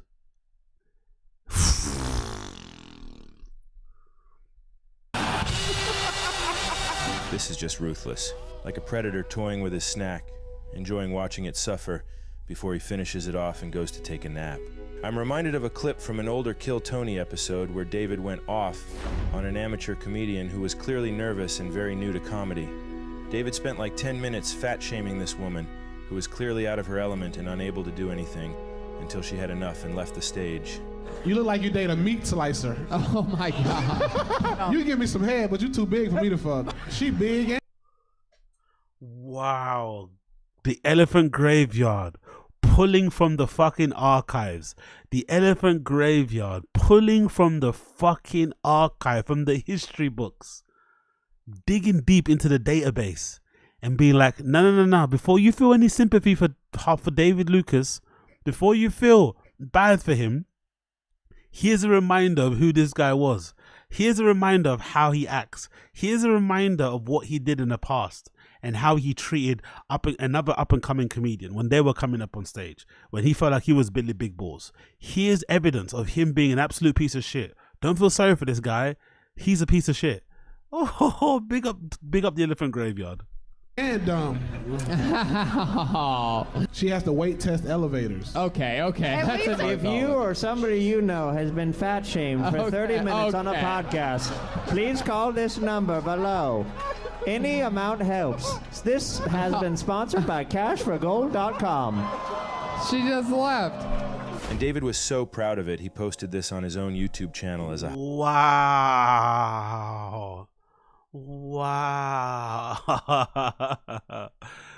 Oh yeah, he deserves that cooking. Big up Harlan Williams, he deserves that. Imagine, honestly, man, like, these comedians are brave though. Imagine if she's got a boyfriend or husband in the crowd. What then? And then if he punches you, like, oh man, people are getting so emotional, people are so thin-skinned. Don't just... Elephant Graveyard pulling at her heartstrings. Exactly. Elephant Graveyard reminding us, like, this guy is not a saint. Don't root for him. He's a piece of shit. Big up Assad Aziz. Highlight. This would be like Sidney Crosby posting a highlight reel of him deking around a bunch of 10-year-olds and bragging about it. Except, no, not Crosby. It'd be some fourth-line skis bag bench rider from some Penguins minor league affiliate or something. But anyway, it was just wonderful to see this exact same scenario play out in reverse. Exactly. Except David is supposed to be an actual roast comic, and that lady was just some random off the street. But suddenly went up against an actual guy with, talent. David completely freezes and shuts down. I would ask you to sit down, but you're going to fall through the stage any second. There's that self-soothing laugh again. You want to go back talk to these guys now? Oh, David, that's bad. I mean, this guy has been accused by many of stealing jokes from Twitter and even other comics. I'm not alleging anything, but many people are saying this. And in fairness, it is hard to do that in real time in front of an audience. There's so many times in the green room that we're all trying to work out a bit, and then like Tony will chime in or Brian will chime in, like, that's it. And then you figure it out. I mean, we rewrote David Lucas's entire fucking act in that green room. I think in the future, David is going to have to cook up some weaselly scheme to maybe have a team of his boys backstage to quickly look up possible replies on Twitter and feed them to David through an earpiece, like that guy Peter Popoff used to do. You ever heard of this guy? He was one of those televangelist freaks, but he had a great scheme going where his wife would be backstage talking to him through a radio earpiece, telling him all these names of people in the audience and their ailments. Hey, man! To his followers, Popoff seemed to have divine powers. Is it Gould? Elephant Graveyard's reference points for the fucking win. 3-pointer. Bloody hell. Look at these reference points. Fuck. His hate for David Lucas is deep and it's real. And it comes from receipts. It comes with evidence. Elephant fucking Graveyard slaying comedians. Love to see it. Alice Gould? He knew their names, Stand up, Alice. as well as the afflictions they'd come to cure. God is touching that thyroid condition right now. Complete healing in Jesus. So maybe David could try something like that to avoid this ever happening again. You're my bitch tonight. How about that? Like I've said before, David's jokes really are so stupid because he is just so stupid. You gotta have a certain level of intelligence for this kind of thing, and David just doesn't have it. And I'm afraid that after 10 years at this, if this is all he's got at this point, it's over for David. Harlan, you look like Joe Biden. Remember, we tried to watch the special on here, and I fell asleep, I think, midway through. Remember, we tried to watch the special on here. I tried. I think it might have been even analysis on Evan Graver, but we tried to watch David Lucas's special on here, and I legitimately fell asleep. It was so terrible. It was so bad. And I started to say, I think when I was watching it, I think I was saying, oh, this is why Brendan shouldn't have quit comedy. Brendan is obviously terrible at comedy and very unfunny, but if these motherfuckers can make a living from it, so can he.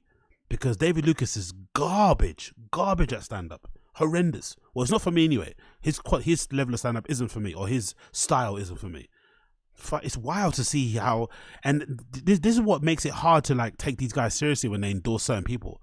Because they all fucking cap, they all fucking signal boost, they all fucking, talk about David Lucas like he's, I don't know, like he's Bernie Mac reincarnated or something. He's horrible, or average at best.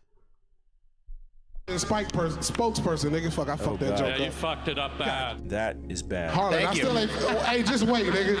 Thank you. Just wait, boy. Wait for what? I don't know, nigga, but I'm against, they ain't never roasted somebody by granddaddy. He can't even talk, and he might be having an actual stroke. No, nigga, but I'm against, they ain't never roasted somebody by granddaddy. Dude, if your knees buckle any further, it's going to be the McDonald's arches. How about that? Maybe I should leave this old nigga alone. What the fuck? You better go.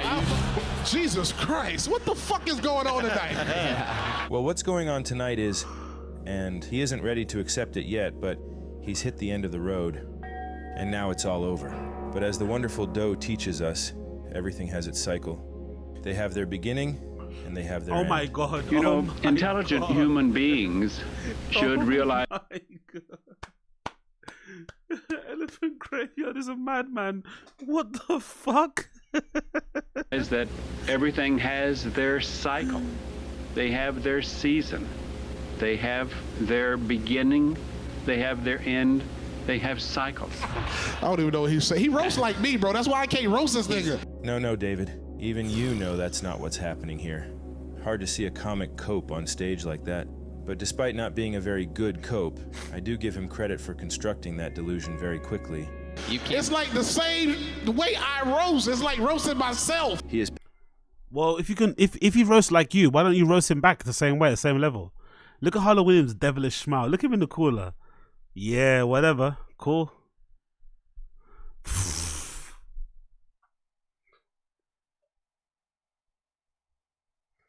panicking and scrambling for something, anything to say here, and literally turning into Cosby in real time. It's like the way I rose. Just a full Cosby. Damn it! Fuck you, Harlan. You just keep saying roast. Eventually one will appear. Relax. Unfortunately for David, that roast never... Oh my God. Look at all the faces in the crowd. Look at all the faces in the crowd. They all know he's getting barbecued. Look at all the faces. Look at all the faces. She knows he's getting barbecued. He's talking to his friend that she's getting barbecued. He's admiring the barbecuing. He's admiring the barbecuing. She's cheering the barbecuing. She's astonished by the barbecuing. He's reminding her, oh my God, he's getting barbecued. She's loving the barbecuing. He can't even look. He's getting barbecued so much. He can't even look at the fucking stage. He's loving the barbecuing. She's telling him about the barbecuing. Look at everyone in the crowd. Look at her. She's loving the barbecuing. He's loving the barbecuing. Guy in the glasses is loving the barbecuing. Clapping, applauding the barbecuing. Look at them. All the faces in the crowd. They're witnessing greatness. Oh my God. Harlan Williams has just won over the entire audience. They're like, hold on. Who's this guy? They're trying to search for him on Instagram. Search for him on YouTube. Trying to add him on Instagram. Add him on Instagram. Follow him on Twitter. Just, they're all fucking loving it. Look at them. All the faces. Happy to see this guy getting char grilled. Fucking loving it. Oh. Never did appear. And to make matters worse for David, this show apparently had like every single Netflix executive in the audience, ensuring that the entire entertainment industry is now going to know the truth about David Lucas. He sucks. He sucks. And there he goes, one last walk-off. So long, David. Good luck out there. Hold on. Really is. Hold on. Did I imagine that, or am I picturing this, or did that ring card girl almost look apologetic while she was walking up? Did she kind of look apologetic? That's when you know you did bad.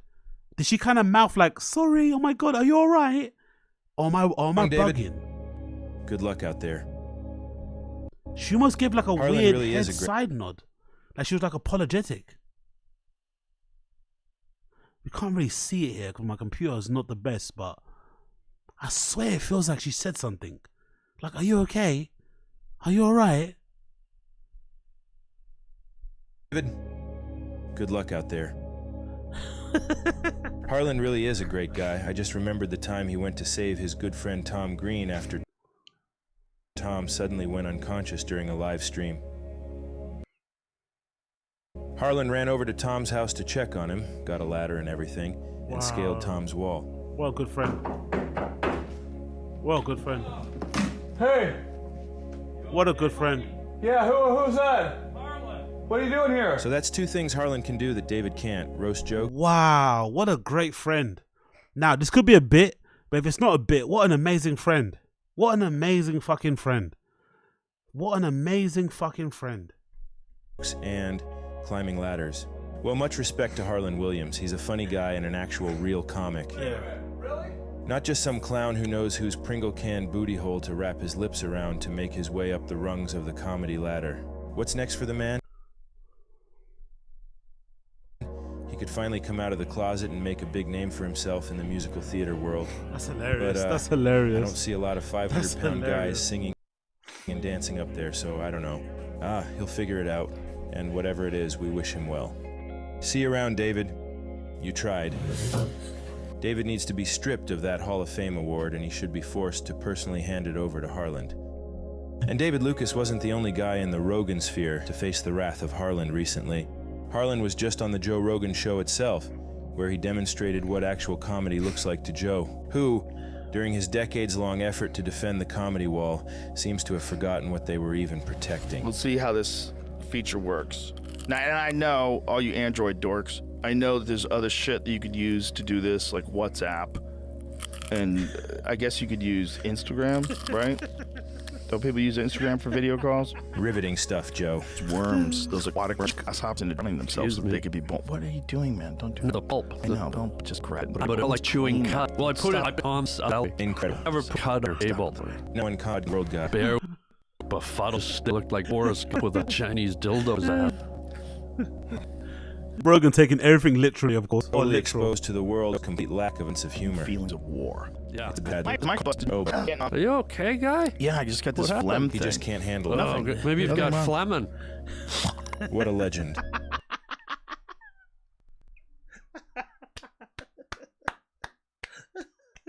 That's what comedian is like. Big up anything. The elites will save him with a dress.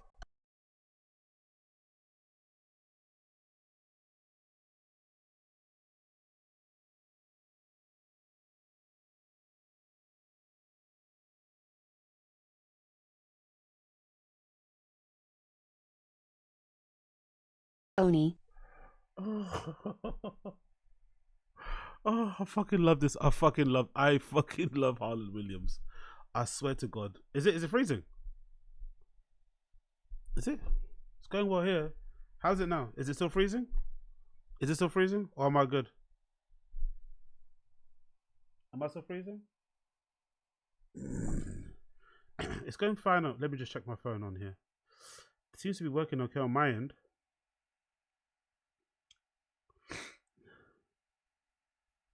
Seems to be okay. Is it okay on my end? How's it going? It's completely fine.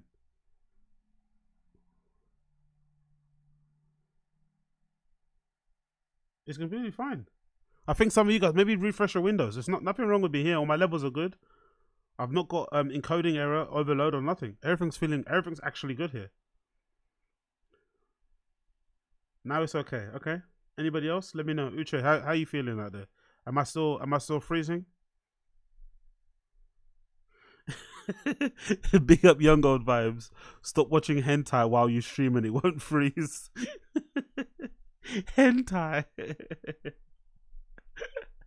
Oh, because I said I like anime. Or I like anime. So what? You guys think because I like anime that I'm into hentai? Funny you say that. Not true. Or maybe it is. Who knows? Harlan can finally spread his wings, but yeah, big up. Anyway, let's continue. Big up, Elephant Graveyard, fucking legend. So, we thank Harlan for his service and for demonstrating how much better this show is when the guest doesn't just suck Rogan off for 4 hours. Oh, and I almost forgot to mention this, but I am being honored with an award myself today. I am the first ever inductee into the Elephant Graveyard Hall of Fame. Yes. Can you believe it? I love it. I'm very proud of myself. I love and it. I am going to cry. So, I gotta go, guys. This award means a lot to me. So, like David, I'm going to go into the closet and cry in the comfort of the silent darkness. Cheers. That was brilliant. Big up Elephant Graveyard. Big up Elephant fucking Graveyard. That was amazing. I enjoyed it. Everything about it. Please check out his videos. He's fucking brilliant. Harlan Williams just forced David Lucas into retirement on Kill Tony. Check it out on his channel. He's a fucking treasure. He does great videos, and that was absolutely banging. Loved everything about it. Big up the Elephant Graveyard. Big up the Elephant Graveyard. Make sure you subscribe to him and do all that good stuff, okay? Cool. Big up him. Big up him. Can we play another video, please? Can we play this? You guys, can we please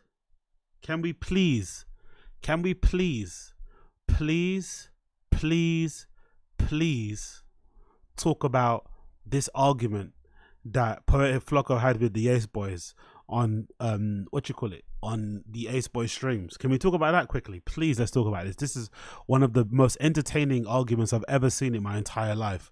Poetic Flocko from No Jumper has a weird back and forth calling with Ace Boy Pun, Ace Boy Rios, and Ace Boy Trey, and it goes just as badly as you think it would go. It's fucking hilarious. Just please watch this. Please watch this. Please watch this. Please watch this. Please watch how amazing this argument is between these guys, because it's just fucking hilarious. I loved every fucking minute of it, and I'm gonna play it for you guys right now.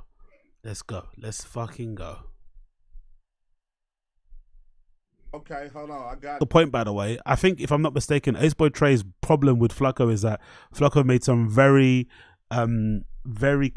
incriminating headline and video about Trey being this big gangster guy. I don't know. He just said some wild shit in his video. That was just unnecessary. He just made up shit for the clickbait. That's why Trey doesn't like him. So it's like that's a fairly normal reason to not like somebody. But Flocko's trying to turn it into like, oh, the street guys don't want to let the content creators content. It's like, bro, you can content, but then they're also allowed to be the way that they want to be. And I love the tension. I love the tension between content creators wanting to do content over everything, COE, and I love the helplessness of these street guys because they can't do nothing. Because if you beat up Flocko, you don't get any points. You rush Flocko, you beat him up, you knock him out, you don't win any points. If anything, you're going to look crazy online. So you have to sit there and take this abuse from this guy that stutters and who's like 700 pounds and 4'5". It must be so brutal to the ego. Maybe it will. Maybe it will though. That's the thing. Maybe it will.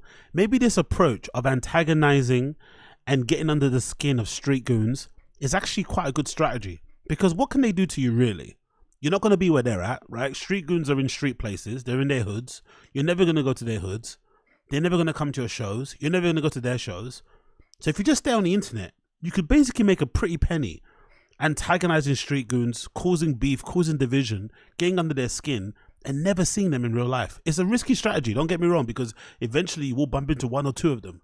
But if you're committed to this COE, content over everything fucking lifestyle, and this way of life, and you see academics as your North Star, maybe this approach is quite smart. Just keep talking shit about goons on the internet and hope you don't meet them. Because in the meantime, you're going to get clicks and views. And I want the chips to fall where they may be. I want it to play out the way it's meant to play out. You know, whether that means somebody gets some bullets dumped in them, whether that means somebody gets rushed in the fucking alleyway, let it play out the way it plays out. Stop trying to give him fucking warnings, bro. Stop trying to give him a caution, bro. Stop trying to give him a heads up. Let him go. Let him go. But a lesson will be learned. I don't want anybody to have to learn a lesson and then be blinded by it. Exactly, Austin Casey. 6ix9ine did that exact same thing. 6ix9ine's main issue for me was that he probably to the end started to believe he's gangster. That was a problem in the end. I think what he initially done, calling out all the gangsters, beefing with everybody, that was a good strategy. Look where it got him. He had probably 6ix9ine had that one, what is it, that 1 year he's able to like secure him for the rest of his life basically. He's got some cars foreclosed and repoed and shit, but because he was successful for that 1 year, he's still able to make money even now in the midst of him being a snitch, moving to another country. He's still doing fairly okay for himself now. But the reason why it went left for him is that he started to believe it and then started to act like a gangster, started to put hits on people, and then eventually the RICO came and blah, blah, blah, and he snitched because of the cool. But if you would have just kept along the path of just antagonizing and picking at and going at and dissing street goons and rappers, he would have been super popular still to this day. And just keeping out of the way, just keep antagonizing, keep trolling them, just keep going. But he started to believe his talk too much, and then it went a bit left. But if Flocko just follows the academics route, talk your shit, spit in front of a microphone, go crazy, yell in your little seat in your hot room, but never leave your house, he's gonna be a fucking multimillionaire. Or he might die. But why not? Risk it. That shit and be like, what did you into that? Because he wants to make money and he likes views and he likes engagement and he likes getting under the skin of these street goons. And there's probably a part of Flocko as well, ultimately similar to like academics, who kind of looks down on street goons because there was a point in time where he probably grew up and they bullied him, and now he's in a position to kind of bully them in his own way, you know? So he probably's taking, it's almost like a Revenge of the Nerds kind of effect. You know, maybe they were the kids that got sent to the shops. Man, go get me a drink, man, and bring back the change. And now you're in a position to fucking dunk on these guys. Of course you're going to dunk on them. Now, it might cost them your life. It might cost you your life, but fuck it. We're not around for a long time. We're here for a good time. When there's so much on the line outside of that shit.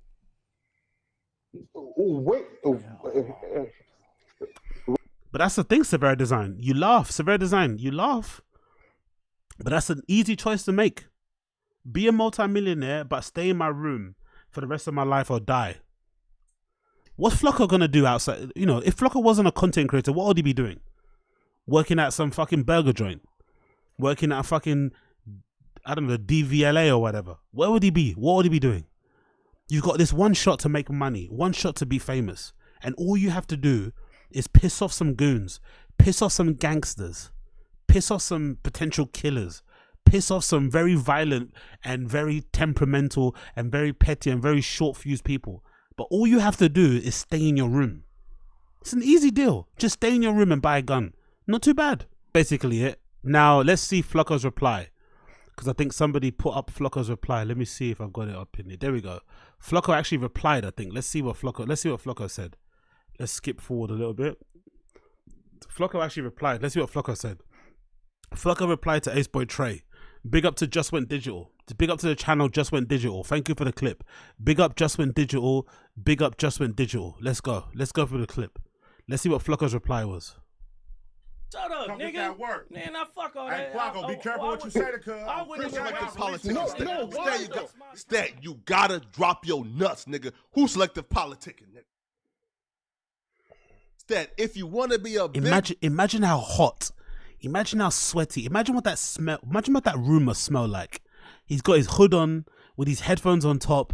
He's bouncing up and down, shouting into the mic, going fucking crazy. Imagine what his body must smell like. Imagine when he takes off that hoodie. His armpits must look like fucking T-Ro's brother.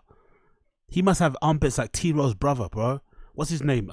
What's his name? Big something. Whatever his fucking name is. Big Show. Imagine what his fucking armpits must look like. Ooh. dog, man. You gotta act like a big dog, bruh. Facts. You can't be terrified of none of these niggas, man. Stat. Listen, Stat. Niggas started respecting me as a big dog when I started dropping my nuts. I love how he says dropping your nuts and he says it in that fucking high octave. That's the opposite of dropping your nuts, isn't it? One more time. Me as a big dog when I started dropping my nuts. Big dog when I started dropping my nuts. My nuts. My nuts. My nuts. My nuts. Bro, I had one nigga last week summon me for a conversation. I had one nigga last week who summoned me for a conversation, bruh. I had to tell niggas, bro, if you not AD, if you not Pun, if you not T-Rail. This guy doesn't moisturize, probably doesn't shower. Look at the difference in skin tone between his hand to his face. That's a guy that doesn't even moisturize his hands. His hands are so dry, probably doesn't shower, probably orders everything through DoorDash. His whole apartment's probably bins full of fucking, you know, it's full of processed food, packaging, brown paper bags everywhere, styrofoam everywhere, paper plates everywhere, plastic cutlery. Oof, goddamn. If you not AD, if you not Pun, if you not T-Rail, if you not those three niggas, bruh, you can't summon me nowhere. Look at the color differential between his face and his hands. That's a guy that does not moisturize, bro. He does not moisturize. Crash out, crash out, crash out, crash out, crash out, crash out, crash out, crash out, crash out, crash out, crash out, crash out, crash out, crash out, crash out, crash out, crash out, Bert sucks, crash out, crash out. Exactly. Big up NJ Ranger knowing what the assignment is. What you do on the internet, I made the mistake. Early on my streaming career, I was sitting here, I was giving people advice they didn't ask for. I was trying to sound reasonable. I was trying to sound mature, trying to sound level-headed, trying to sound grown up, trying to be the voice of reason. It's the fucking internet. You let it all hang out. RIP our guy Gerard Mellerick. He went out living life on his own terms. Yes, some of you might be annoyed by his presence or whatever it may be, but he lived life on the edge. Unfortunately, that fucking God forbidden disease took him at the end. Fair enough, RIP to him and fuck cancer, but he let it all out. That's what internet is about. You don't live life in the middle. You don't live life in the middle on the internet. Either you shut the fuck up and enjoy the content, or you fucking crash out like a crash test dummy. All this reasonable, adult, bring the culture together, we have to be united. No. If somebody wants to crash out, if somebody wants to risk it all for the benefit of our entertainment, for clicks and views, for AdSense money, for tips and donations, sit down and watch the fucking show. Watch the fucking show. It's free entertainment and it's fucking incredible. Like, you can, like, huh? Is you crazy?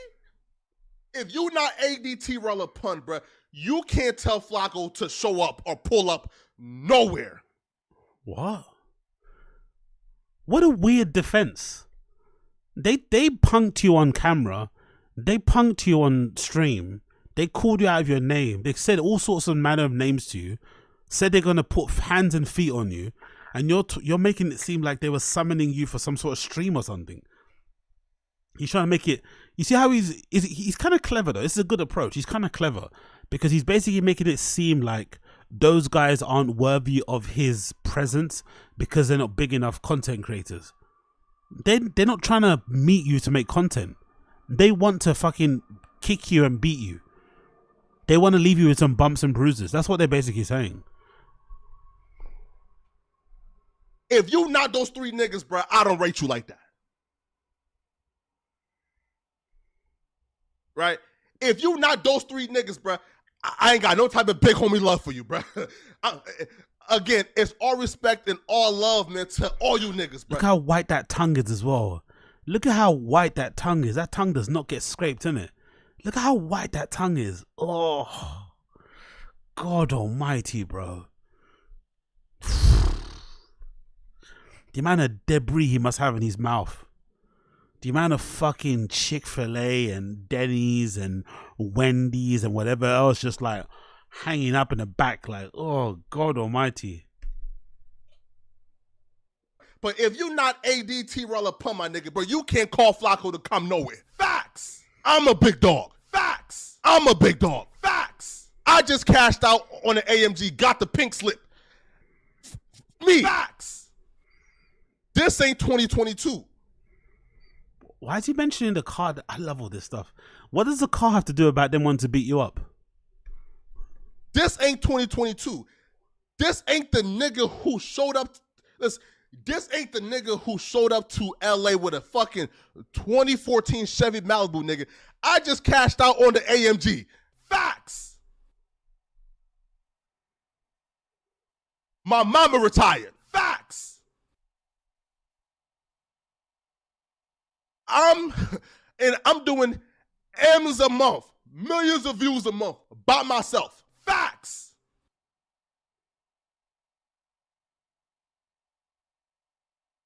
That little dog shit, little bro Flacco shit is over with. It's over with. It's over with. It's over with. Oh, yeah. Oh, sorry. And yes, cash out, no payments, cash out, no payments. Right? I showed a dealership, my fucking heart, but still, follow me and say, nigga, cash. So I'm a big dog now. Oh, mate. It's the famous last words. I'm a big dog now, nigga. Right? So you can't summon me nowhere no more. Can no nigga outside of those three say, hey, pull up, nigga? If AD say, again, bro, if AD say pull up, nigga, hey, bro, I gotta pull up, nigga, that's the big dog, nigga. If T-Raw say, hey, nigga, pull up for that, nigga, I gotta pull up, that's the big dog, nigga. If Pun say pull up, nigga, I gotta pull up, nigga, that's the big dog, nigga.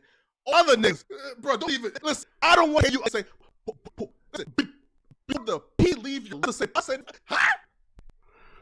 Anyway, you can get the point that he's just rabbiting on now a bit. I want to see the crash out. I want to see where this kind of leads to. I want to see it become lethal. I want to see the crash.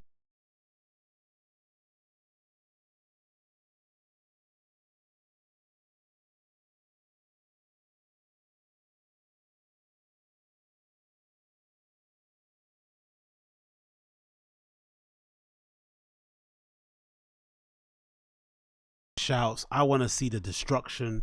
I want to see it all. I want to see it all. I'm sorry. I want to see it all. Anyway, moving on. Firing the kid stuff. Let's go firing the kid stuff. I'm bored of that shit. I'm bored of him and I'm bored of that shit. Let's move on to the next part of the show.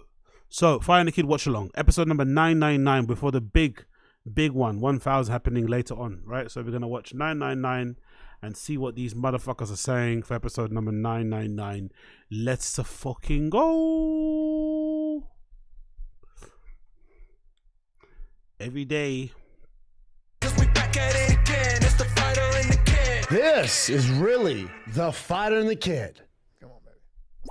Brendan and I were just talking about what we eat on a daily basis. One thing I want to apologize to everybody for. Some of the staff said, I'm filling the shirt out kind of crazy.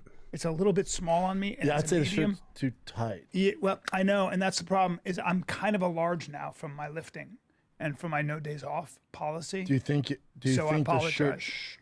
shrunk maybe? Huh? You think the What's shirt, that? you washed it? What happened? You washed the shirt Where? a little bit? Listen. I like either a way, nice red shirt, man. You don't see a lot of red shirts. Not a lot of red shirts. And you never wear color. I never wear color. But it's I gotta Pride start. Month. It is Pride Month, but you have to dress like a rooster if you're in Pride Month. I mean, they can't get enough colors. There's something about They're just taking being- all the colors. Yeah, it's something about being pridefully gay where you can't get enough colors. Can't get enough colors and glitter. Yeah. Yeah. Dude, are you excited for this? Is episode 999. We got 1000 coming up with some guests. We got some Episode. By the way, do you think they're going to be able to get Will Sasso on T-Fat K? Do you think they're going to get Will Sasso back? Do you think they're going to get Theo Vaughn back? Chris Lee will probably be there for sure because he already works for him. But do you think they could get Will Sasso and Theo Vaughn to make an appearance for episode number 1000? Would that be possible? Will Will Sasso let bygones be bygones and come back to T-Fat K? Is that possible? Do you see that happening? Let me know in the stream chat. hitters. That's all I'm going to say. We got some hitters. We got some hitters. It's We got some going to be a hitters. long episode. Gonna be a long We episode. lined up some hitters. Well worth it. Some of your faves. Some of your faves. Former. Fave, whatever. Yeah. We lined up a whole. You, me, Rogan, and Eddie Bravo, especially me, you, and Rogan, had a bit of an argument when we were. Yo, big up my guy Wolfgang Rittner. What's good, Wolfgang Rittner? Wagwan, Vienna crew, hands up, Vienna crew, big up. Texting over the Cannoneer fight. Yeah, from the early stoppage. Yeah. Now, let me back up for a second. No, hold on. Okay. Don't correct yourself. Say what you. No, I want to back up about some other fights before that. Oh, I don't want to recap the fight night. No, let's just start there. Let's start there, B, please, because I Okay. just did on you Shop did? Show. All right, Yeah, all right. just start. Give them what you were saying. Can I ask you on there. one question about the fucking? I love how he tells Brian what to say or what he can't say about fights. I just did it on the show, bro. No one's watching your show. You're not ESPN. No one checked out your show apart from your own fans. Let him speak about what he wants to speak about. He got knocked out by Dominic Reyes. I called that, but that guy looks really talented. He just looks like he. Dominic Reyes or No. Justin Jacoby. Justin Jacoby. He's been around forever. I know, but he needs. I feel like he's only had 7 or 8 fights though. I looked at his record. No, in the UFC, but Glory Kickboxer, like savage. Oh, really? Yeah. Oh, I didn't know that. Yeah. Okay. All right. Dominic Reyes seems to be making a crazy comeback. Yes, no. What are He your lost thoughts? his last 4. I was happy to see Dominic Reyes get a fucking W, by the way. He seems like a cool dude, man. I'm still pissed for him for that John Jones fight. He should have won that, man. I'm still gutted for him, honestly. I love Dominic Reyes. I think that John Jones fight fucking derailed his career because he definitely should have won that fight. But he didn't get the decision. But big up Dominic Reyes. Or this is his first win in 5 fights. Okay. He has a long ways to go, but yeah, he did look better. Yeah. All right. Big up Coiler. Theo maybe. Sasso no. Theo has possible thoughts about Baba. I don't see Theo. Austin Casey, their guest will be the same guest as at Vulcan. So what? You just think fucking Chin's gonna be the special guest? Chin is a special guest at the Vulcan, or they're gonna get Sanaz to come on mic. They're gonna get Sanaz and the big fucking milkers. Sanaz and the big fucking watermelons are gonna be on the camera, and that's what's gonna be. That's gonna be our treat for 1000. I think they're gonna get Theo and Will. I think so, or maybe Theo, but I think they're gonna get either one. No, I think they're gonna get one of the two for sure. One of the two for sure. Having said all that, this is my thing about the Oh, big up Pre-Ban 4 Loco. Pre-Ban 4 Loco thinks they're going to get Rogan. That's going to be a surprise because Rogan has never appeared on an episode of T-Fat-K. Officially, Rogan has on one episode. That was the one where Rogan told Brennan to stop fighting. But that doesn't really count because they did the episode at Rogan's studio. But Rogan has never appeared on T-Fat-K. He's never sat on the couch. He's never been on. He's never done the show via Zoom. He's never done it officially, in my opinion. Because I don't count that one where he told Brennan to retire as the same, because they did it in the same studio. Because if I'm not mistaken, they did like a podcast before, and then he did one with them afterwards. So they recorded it back to back. But that's wild, isn't it? Rogan being their close friend. He's been on Schultz's podcast. He's even done Tim Dillon, obviously in his own studio, but still. But he's never done T-Fat-K. So maybe that's a cool. That's a good call. And a near fight. Okay. Seth Herzog's a great fucking ref. Not Seth. Jeff. Jeff. He's a great ref. Pre-Ban 4 Loco, I was joking. I'm not. I have faith in these guys. I'm not joking. I have faith in Brendan and Brian. I believe Brendan and Brian. I think they're the most truthful and honest people ever. I believe them. I think they have the power to get Rogan and to have Theo and to have Will Sasso and get the gang back together again. And Chris D'Elia. I have faith. They can do it. But one of my favorites. Yeah, he's awesome. I believe he trains a lot. Like he's got cauliflower ear, and he's in the game.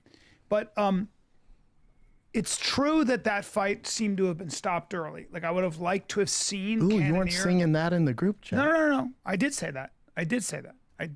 What I'm saying though is that I said if you take a larger picture, at the end of the day, I don't mind those early stoppages sometimes because what it can mean is Cannonier gets to fight for 2 more years or whatever.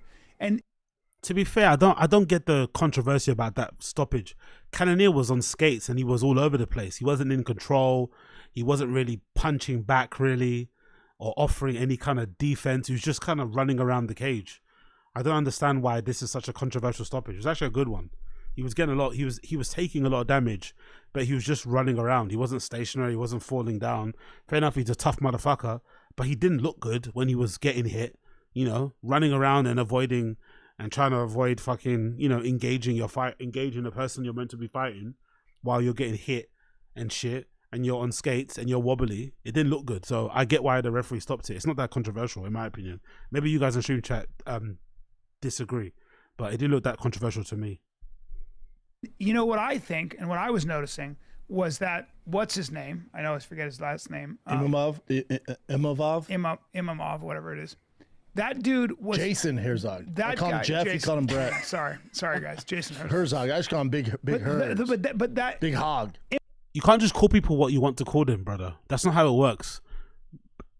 When people call Brendan Brandon, he gets annoyed. But he's allowed to call somebody whose name is Jeff Jason and is perfectly fine. No, that's not how it works, brother. Call him by his name.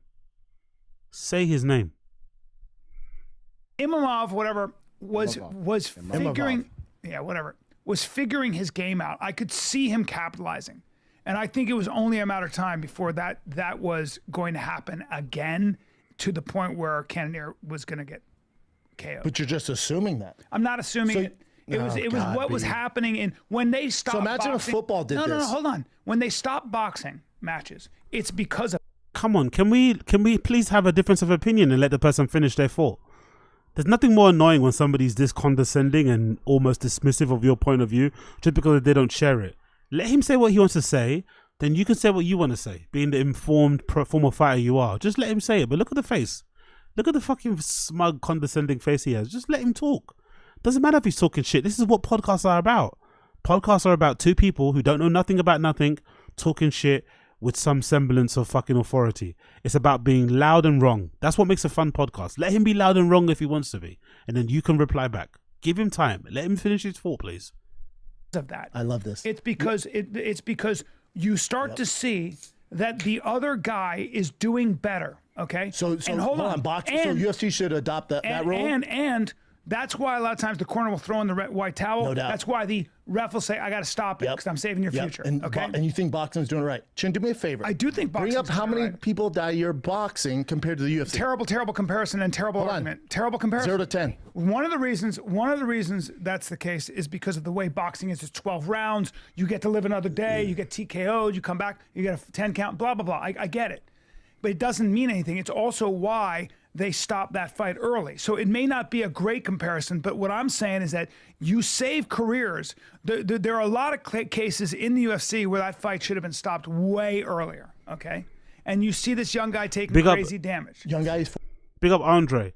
Cannonier has been on skates before, even worse than this fight, and it wasn't called off. Fair, but that's a problem, isn't it? Unfortunately, when you are on skates, depending on what ref you have, they're going to call the fight differently. So I understand what you're saying. You're probably right, but even you can agree, optics-wise, Cannonier didn't look good. He looked like he was about to get finished. So the referee jumped in, right? Because it's, I don't know, it depends what you want. Some fans want referees, because I think fighters are different. Fighters want to just, I don't know, some fighters are different too. Some fans want referees to jump in and end fights before fighters get too much unnecessary damage. Other fighters say the referee should only jump in when it looks like the fight is done and the person can't respond. You know what I mean? But you don't know how much.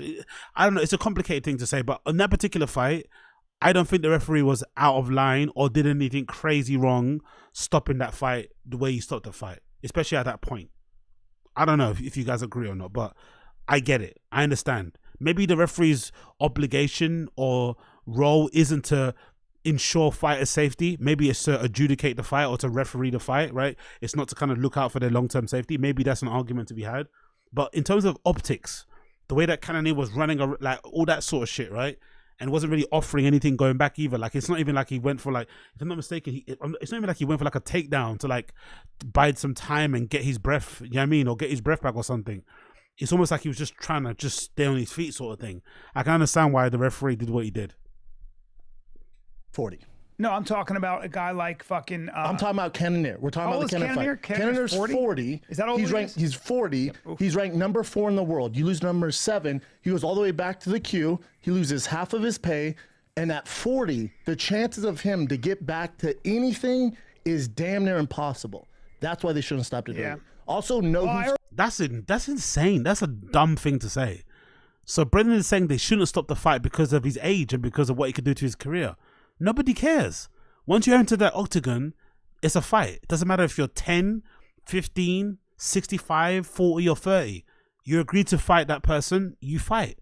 There is no, oh, let him do this because he's old and because it's like, well, what kind of weird consideration is that into how you fucking adjudicate or judge a fight or ref a fight? Thank God this guy isn't involved in refereeing or anything. Like, what a weird thing to say. Because he's 40, you have to be what? Like, nicer to him. And like allow him to what? Like have what? Already said also know who's fighting the main event. Cannonier has been a main event 5 times. Right. He's been ranked in the top 5 for years, and he's lost to the best of the best. He's not taking much punishment at all. So you got to know who's in there. Yep. For you to stop a Cannonier fight early is insane. And that's not true. That's not true. That's not true. That's an insane. To be fair, I think they're both kind of wrong in their opinions. Like, you don't go into fights like that. You judge it based on the fight it is. Like, I don't know. Maybe I'm being a casual here. But you're meant to judge the fight on the merits of the fight you're judging. Not based on, like, past history and shit. Judge it on what's happening inside the fucking octagon. Tremendously fucks him. Yeah. And he's 40. Is he's not some young 40 kid. years old? Yes, he is. Holy shit. Weird. Cannonier fucked himself by not being in the fight long enough or not replying or not kind of, you know, smashing his opponent back or something when he was on skates. That's the problem that he did. Yeah, I still think that Imavov was going to beat him, but you can't stop a fight based off he's doing pretty well. No, he got flash knocked out on his feet. Cannonier 1 round though. Yeah, he did. But imagine if this was a sport. Imavov was figuring it out and putting his hands on his face. But it doesn't matter. You can't stop the fight because of that. Then this is I'm not saying you be, don't get offended here. No. This is the problem with the current climate of sports and this woke culture making things safe that aren't supposed to be. No, this guy's got brain damage, isn't it? He's arguing that the fight shouldn't have been stopped because Cannonier's 40 years old and that you should give him time to make it known that he's still in the fight. They should have been more easy on him, because if he does lose, he'll go back to the queue or something like that. Now he's about to make an argument that the reason why the fight was stopped early was because we're woke and because we're soft and because everyone's a soy boy. Did he not remember what he just said? Be safe. Fighting's not fucking safe. He's 40. He's a veteran. Forced to go, oh man, they should have stopped early. We shouldn't take the punishment. It's literally what he signed up for. The NFL has been ruined by the same. I say they go out on their shield. I say they should be allowed to swing and bang until the end. No problem. That's what you do. You get into a fight. But he's arguing that you should give people special consideration based on their age, based on their ranking, based on their fight history, based on their fighting style. All of these fucking, what? It doesn't make any sense. How then are you going to judge fights fairly? It doesn't make any sense. Same thing. Don't hit the quarterback. Don't hit a receiver. Been ruined. Ratings are down. The game's changed, and basketball's changed too. Basketball's different. Yeah, the basketball's whatever. When we're talking about like physical sports and fighting, when people in this woke culture, this sissy culture that want to make it safer. Sissy culture? Aren't you the one that's saying that the fight should have been let go on because he's 40? Like what? Now we're sissies because we don't agree with your opinion. Okay. It's fucking fighting. I don't think that's woke. It's like organic. It is though. It's this new thing. Like, let's protect everything. Let's make sure they fight longer. It's fighting. This is literally what they signed up for. It's not. I don't think it's a woke thing or sissy thing. I think fighting is still badass in fighting. I mean, you're still going to get guys who get knocked out and get beat up and stuff like that. You're still going to take damage. I think that what happens is if a ref, and this is probably what Jason Herzog was thinking, it was an early stoppage. I said that. I think he knew it too. I could see his face because he looked up at the thing. Well, you know, he came out and said he made a mistake there too, right? There you go. I could see it. You could see it. He was like, I could see his face. He went, he looked up and went, oh, fuck. Like there was an oh, fuck look on him. Yeah. Hey, we all make mistakes. I get it. Now, big fuck up. We talked about that already. Fucks Cannoneers. But I think what he was thinking was exactly what I was saying, which is, hey, I love a fight. Cannoneer looked like he's about to get fucking starched. Imamov is putting his hands on his face a lot, and this is only going to go one way. That's all. That's not his job. That's not his job. I've seen refs do that in boxing, and that's probably what he was thinking. It's not his job. Like that. But also, that's why he doesn't fight. That's why you don't fight. You know what I'm saying? Like people that say that, like you've never. What? He's such a condescending piece of Why can't you just make your point without being a condescending arsehole? That's why you don't fight. That's why everyone doesn't fight. Oh my God. Like if you have plenty of refs that didn't fight that much who do that and save people's careers to fight another day, and they have great careers. Sometimes. Yeah. But again, we're talking about this fight. He's 40 years old. He's a UFC vet, over 30 fights. He's fought the who's who. He's fought for the world title. He's 40, ranked number 4, fight number 7. Just for the record, by the way, I'm of the opinion that fighters should be allowed to swing and bang until the end. I'm of that opinion. Hold on to the fucking sub until the referee tells you to let go. Like, you shouldn't be looking out for the fighter that you're fighting with. It's the referee's job to do that. They should step in when they see the other person's about to go out, the other person's getting fucked up, their fucking eyes hanging out. It shouldn't be your consideration. You should be trying to break their leg, break their neck, bust their eye open, whatever you can do to fucking win the fight. That's how it should go, in my opinion. Muscular 40. Sure, he used to fight at heavyweight. I know. Yeah. That's a fucking crazy. That's a crazy. So you got to know who's in there. Yeah. You know what I'm saying? Yeah. And if you ask any fighter, look at every single fighter's tweet about that. There's not one person that knows the game who has been in there that goes, I agree with it, man. Live to fight another day. Yeah. It's fighting. So what happens to Cannoneer now? Drops down to maybe 8. Got half his pay. Now he's gonna have to crawl back through at 40. But live to fight another day, bitch. I'm 40. I hate, but yep. I would say. But he's still fighting at 40. It doesn't matter anyway. Even if he won, he's not gonna get the championship fight anyway. His fighting style's kind of boring too. Like he's not gonna get the belt again, so it doesn't really matter really. He's on the back nine of his career anyway, so it doesn't. It's a side. It's not a good thing. Cool. It's early stoppage, but it doesn't really make much difference to his career in the immediate future. Yes, but I would also say he's 40, and there might be a reason Imavov was taking those later rounds. Exactly, Assad Aziz. Brendan's a bit biased and a little bit sensitive about this because he thinks legitimately he thought his fight with Travis Brown, his last fight before he retired, was an early stoppage. He was annoyed that the referee stopped the fight because he was saying he was talking to the referee the whole time. It doesn't matter you're talking to the referee the whole time. Travis Brown had you splayed on your belly. He had complete control and he was banging in the back of your head continuously with about 2 minutes left of the round. Oh, I was talking to the ref. I was in complete control. I was awake. I was alert. I was communicating with him the whole time. It doesn't matter. Travis Brown was punching in the back of your head continuously at will. So I think Brendan's a little bit biased because he's still a bit sour about that Travis Brown loss, which is weird because, you know, he got completely dominated. But I think that's why he's like a little bit sensitive about this particular issue. Maybe he thinks if that fight would have gone differently, his fight career would have gone differently too. That's what I would say. I think that's kind of what happened. Last year he beat Sean Strickland. He beat Sean Strickland last year. Yeah, last year. Yeah, he was 39. 40's 40. Yeah, 40's 40. He just won 2 fights, bro. I know. I watched him slowly start to lose that fight. That's all I'm saying. I think that's such a cop out to go. He was starting to lose that fight. No, I think he would have lost that fight. Has anyone ever in here seen a fighter lose rounds and come back and win? Sure. Anybody? Sure, but I also know what I'm looking at. And what I'm looking at is... You didn't know Cannonier was 40. You didn't even know he fought for 5 main titles. I know what I'm looking at when I'm watching fighting. He's such a patronizing It's weird though because I understand Brian's a bit of a casual, but Brendan's not that well versed or knowledgeable or insightful when it comes to fighting anyway, when it comes to analysis or breaking it down. So it's not as if he's got this like highbrow level of intelligence or insight. So why is he talking to Brian like that? If anything, they're probably on the same level of knowledge, if anything. Maybe at least Brian watches some fight cards. Yo, big up, Abe. Champ fights to bloody end, prelim end early. Yeah, exactly. Yeah, exactly. That's good way to put it, actually. That's a good way to actually judge the fights there. Big up, Abe Martinez. Appreciate it, brother. I've been watching fighting for a long time, and I have an idea of when somebody's getting pieced up. But you know what you don't know? You know what you don't know? I'm not an idiot. I can see momentum. Sure, but you are an idiot assuming he was guaranteed to lose that fight. I didn't say guaranteed. Oof, did he call him an idiot?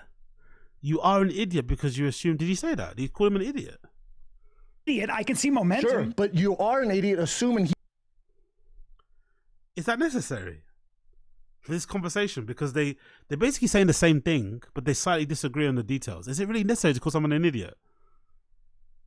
He was guaranteed to lose that fight. I didn't say guaranteed, so don't put words in my mouth. But you said that's why they should stop it. No, what I'm saying is that I believe he was going to lose that fight anyway, so I'm not losing sleep over the fact that Cannonier now has to go all the way back. I think it would have happened anyway. That's what I'm saying. And anybody who can see momentum in a fight, who was winning that fight? Who would you, if you had to put all your money on, Imavov or Cannonier at round 4? At that time, please tell me who. Imavov. Thank you. That's all I'm saying. So should we just stop fights if a guy's losing? Who said that? No one said, oh, look at him. Oh my God. He's such an awful person to argue with. He constantly moves the goalposts, right? He constantly fucking does the extreme thing when it comes to fucking arguments. Semantics, man. Fucking hell. Awful person to debate with, innit? Awful person to debate with. Who said that? You are. You're like, it's not bad because momentum. No, you got to listen. Because there's momentum changing. Sir, you need to listen. What I said was that at the end of the day, that's probably what was going to happen to Cannonier anyway. 40 years old. I don't think that's, and I don't think that's fair to say. I don't think that's fair to say because Cannonier's been. Well, he disagrees with you, Brendan. I understand what he's saying. I get both points. For once, I like this debate. This is actually better than most podcasts that they do. I understand Brendan's side. I understand Brian's side. It's okay to agree to disagree. I don't see why he's calling fucking Callan an idiot and being condescending and being dismissive and just being a prick to. There's no need for this. Like, it's not that deep. It's truthful. It may not be fair. It's truthful. It's not though, because you don't know. You're not educated on Cannonier. You saw that night, bud. That's all I'm saying. That's you're that night is what educated. matters. It doesn't though. What do you mean? And this is Herzog. Hold on. Didn't Brendan say the fight is what? Oh my God, the moving of this is a fascinating debate. Better next year. See, you don't know Cannonier though. He's been down in fights before and has won, Brian. Yes. So it's case by case, right? Of course. So for you to go, the momentum was on the guy's side. So hold on. So you're going, I'm not mad that they stopped We already agreed that it. the fight was stopped early. We already agreed with that, right? We already agreed with that. Yeah, so what's the problem? What I'm saying is that I'm not losing too much sleep because I think Imhoff was going to win that fight. But I'm saying you might be right, and odds are you're right. It's not fair to Cannonier. It's not fair to Cannonier. And That's fair. But it's also case. But the fight game isn't fair. Life isn't fair. You have an entire career doing podcasting and previously stand-up comedy because you're friends with Rogan. That isn't fair, but you did it anyway. Life isn't fair. Fighting isn't fair. Some people's fight careers can be completely derailed through injuries, through a bad call in a fight, through bad camps, through bad training, through bad fucking managers, whatever, sparring partners, tactics, approaches. Like, look at Thingamajiggy. His career was complete. What's his name? What's the fucking white dude's name that broke his leg? That got submitted at one time. What's his fucking name again? Big up, who's this? Austin Casey. Travis Brown had the back mount and had Baba flattened out. Exactly. There's nothing Brendan could have done with his skills. Exactly. Talking about Travis Brown, he was really good. His career got derailed, by injuries, really, for the most part. He was a pretty good fighter, man. He had the skills to maybe challenge for the belt or to be champion. And his career was derailed. Who's the guy that I'm thinking of who went for like a spinning kick and then got dragged down and submitted and his career wasn't the same again? The fight game is about Weidman, that's it. Oh, big up Asad Aziz. You got my fucking brain. Exactly. Chris fucking Weidman. One false move, one bad decision, one bad call, and his career went completely the wrong way because he decided to do something that he never would do in any other fight, and then his career kind of got derailed. Fight game isn't fair. So I don't know why Brendan is like crying about this. Maybe him and Cannonier are really close. Maybe we don't know that. Maybe him and Cannonier are really close. Maybe that's what he's like Chappelle. Maybe that's like his another black friend. Maybe he's really close with Cannonier. Maybe they used to be like, sparring partners or something, because he's oddly like sensitive about this issue and it's not really that big of an issue. Maybe an early stoppage, cool, but he was losing and you could see why the ref stopped it. That's basically it. There's nothing more to really be pissy about. Case by case. Of course. Because if you know Cannonier, he's as tough as they get. As tough as they get. And he's been down before. He's won before. You watch so for him, you got to know who you're dealing with. Yeah. Now, if it's somebody else, like let's say Charles Oliveira when he was younger, he would get down the cards, he would lose. He had a track record, he would lose or he'd find a way out. Cannonier's not that You're guy. saying Cannonier's very rugged. Yeah, and he can come back. He wasn't hurt. And he's such a vet. He's been down before. He's experienced where he can come back and win a fight. Right. So to go, but momentum was on Imhov's side. Big up Stevie M. That's a good point. As Ruben Rivera said, Brendan is acting up for Sanaz. Yeah, it's almost like he's trying to prove that he's knowledgeable about the sport. He's trying to be passionate.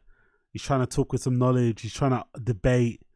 The same way maybe she debates about football on her pod or when she debates when she's in office. It's weird. He's scolding Brian for having a slightly different opinion to him. They're basically saying the same thing, but Brian's like, yeah, I understand why the ref stopped it.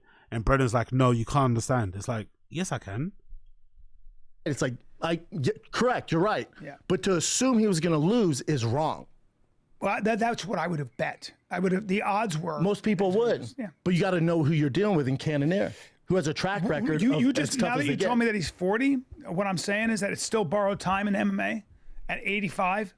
And as rugged as he is and as good as he looked, I was watching a guy start to lose. Exactly. And then I watched him get flash knocked out. And that's all I'm saying. And that fucking guy, Imhoff, is so good. Exactly. He looks like a correct. He looks fresh. Imhoff looked fresh. He looked like he had the wind behind. Again, fights are different. We don't know how to call it. He looked fresh. He was inflicting damage. Cannonier looked not scared, but worried. He was running around the octagon, probably trying to get his bearings, but probably not the good tactic. If you're going to get wobbled and shit, maybe it's better to engage, which is why people usually go for like a double leg or like or a takedown to obviously gather their breath, gather their thoughts, clear their brain of whatever fog they have, and then kind of go again and reset. But Cannonier just looked like he was worried and very scared and very concerned about what Imhoff might do if he stood still. And he kept moving around the ring. I think he had his back turned towards him as well at one point. It just didn't look good. So I understand why the ref stopped it. If you're Cannonier, I get why you're pissed, but it's not that big of an argument or big of a debate. It's really, it's fine margins, really. me if I'm wrong, but Imamov is going to be a problem for He's a everyone. problem. Yeah, he'll rank probably 4 now. Like he's right back. Like he takes Cannonier's spot. But this is why I think it's so fucked up they stopped early. Because he's 40. Now most of you might wait, so he's 40. what? That's why they stopped early. No. He's 40. This was his last hurrah. That was robbed. Now if it's a young guy who's 18, 19, who has a lot of life left, yeah, dude, stop it early as a lot. I'm not gonna lie, that shouldn't matter. You shouldn't be judging fights based on somebody's age. So what, if somebody's 18 and it's their first fight, then what happens? Do you give them longer? Do you give them more rope? Do you give them more time to try and figure it out? That doesn't make any sense. If you're gonna do if you're gonna have those type of considerations or make those type of exceptions, you're gonna have to do it across the board. And when you try and do it across the board, it immediately doesn't work. So this is not a good tactic. I don't agree with this at all. Either you make the exception for everybody, or you make exception for nobody. And like I said, you let everybody down their shield because it's the fight game. More fights. Right. Cannonier loses this one. He jumps all the way back in the queue of Murderers Row, and he's never getting back. Sucks. So you got to know who you're dealing with the main event. It was a fuck up. It was a fuck up. And That's why Herzog Jason said that. Yeah, he was like, yeah, fucked up. It sucks. Yeah. I could see his face. I could see him looking at the replay. He was like, because when he saw Cannonier go, I'm fine. I'm not even knocked. I'm fine. He was like, oh, and, no. And Jared's such a vet. Do you see him complaining? See him freaking out? No. He went, Yeah. You know?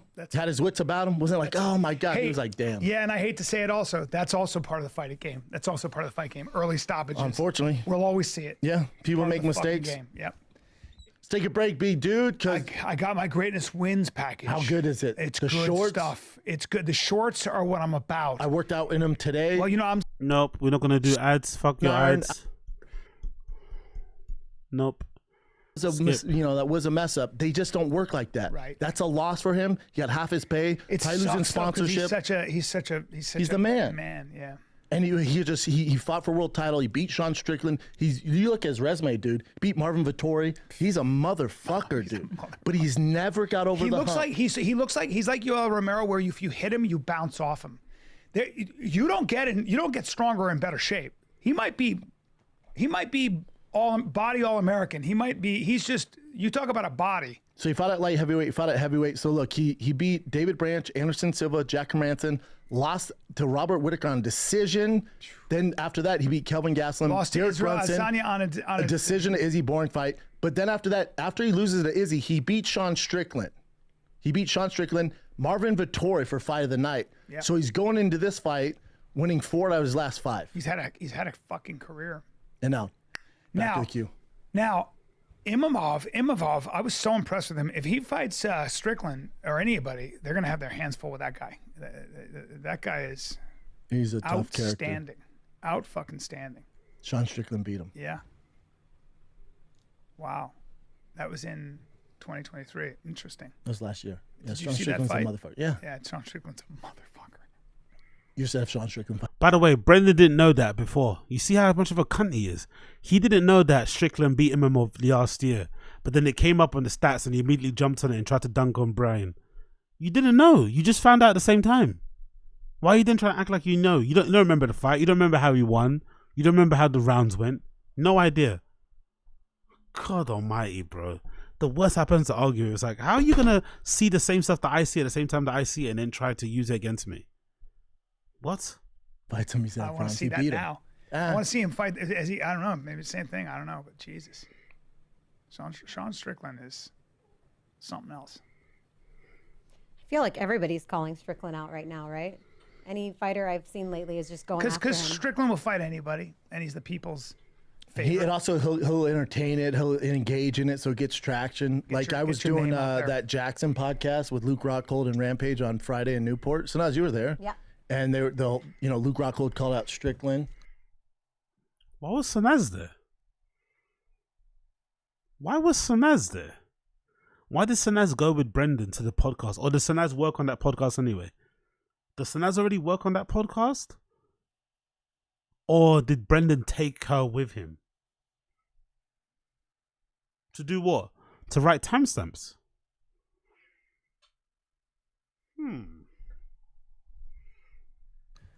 and they're talking about it on there, and fighting in MMA.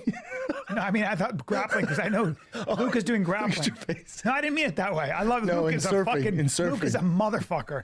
Luke is out because you know what Luke is thinking. No, you know what Luke is thinking. You went in fighting. No. I don't. Hold on, That's my boy. You went in MMA. No, I don't mean. Yeah, bitch. Yeah, no. He wants to fight him in the UFC. But let me tell you what he wants.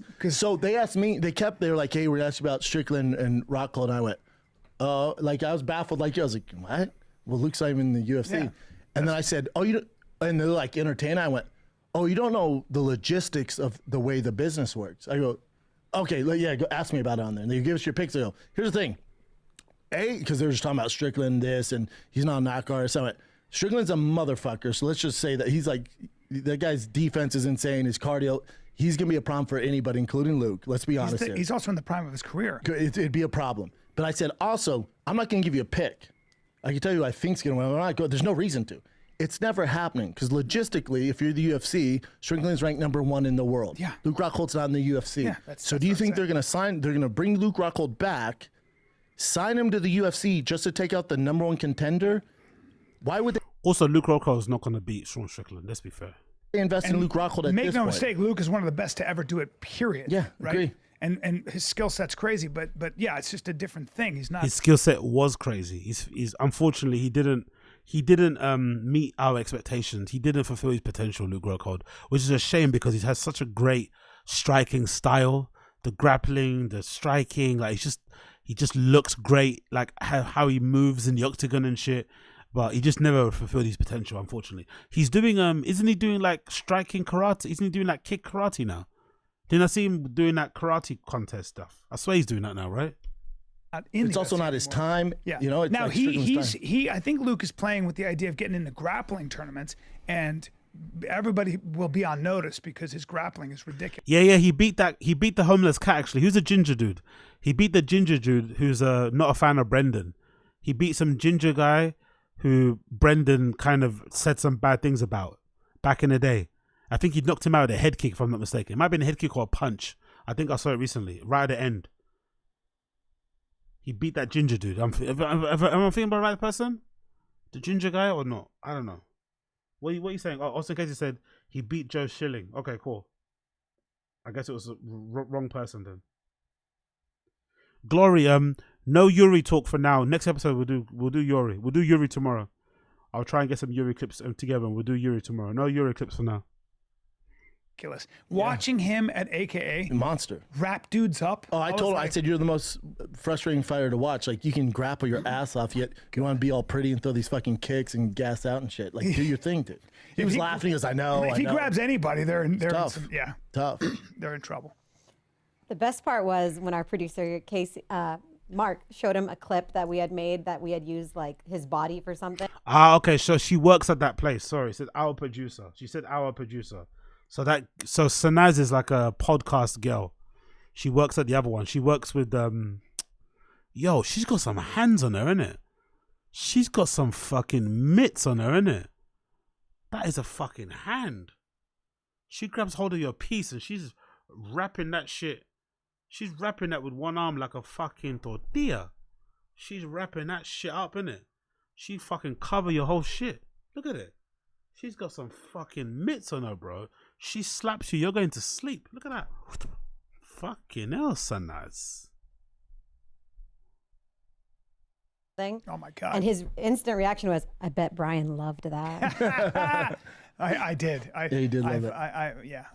Me and my buddy Tarek, when Luke was getting ready for the fight against Paulo Costa, me and Tarek, like a couple schoolgirls, just kept looking at his body going, look at the way it goes in that. And we were like, I mean, it's not even fair. What the fuck? And then I catch a glimpse of myself in the mirror and I was like, Jesus Christ, it hurts my feelings. No, he's a dime piece. Big up, what's that? Big up Xavier. Them mitts are made for jacking. Yeah, he's a dime. Yeah, they're trying to get me to answer. I'm like, it just makes no sense. You like this? I'm not doing my wife, I gotta get the video for you. I'm in the pool with my baby. And there's a dude in there who's covered in tattoos and just built like he's just made of stone. but it's not like bodybuilder muscle. He's just big. He just looks big like an kid. athlete, kind of like just big, not defined, well but put just together. like Oh, this shtick as well. When will it get old? When will Brian stop obsessing over men's bodies? Like this shtick of like being into like big men, physicality. It's boring, bro. Get a new shtick. Get a new fucking thing that you run with, bro. You're still doing this, men, big. Really? I'm bored, man. I'm bored. put together.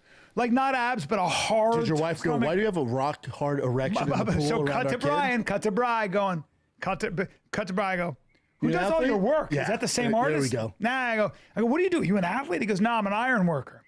And I look up and my wife is videotaping me going, it was a matter of time before my gay husband, my gay husband saddled up to the big giant and forgets about his kid to talk about this man who was like, he was Italian, really tan, where, I was like. I've never in my whole adult life sat around and, slobbered over another man's physique like this. Unless you want to fuck them, why are you talking about this? Like, what is this? What is this? This is humor to you. Oh my God, this man, he was big. He was like, what? Hi, I'm wearing a shirt so I don't get burned. Like, do you want some sunscreen on those big shoulders? Why don't you Literally. get burned. Literally. Yeah.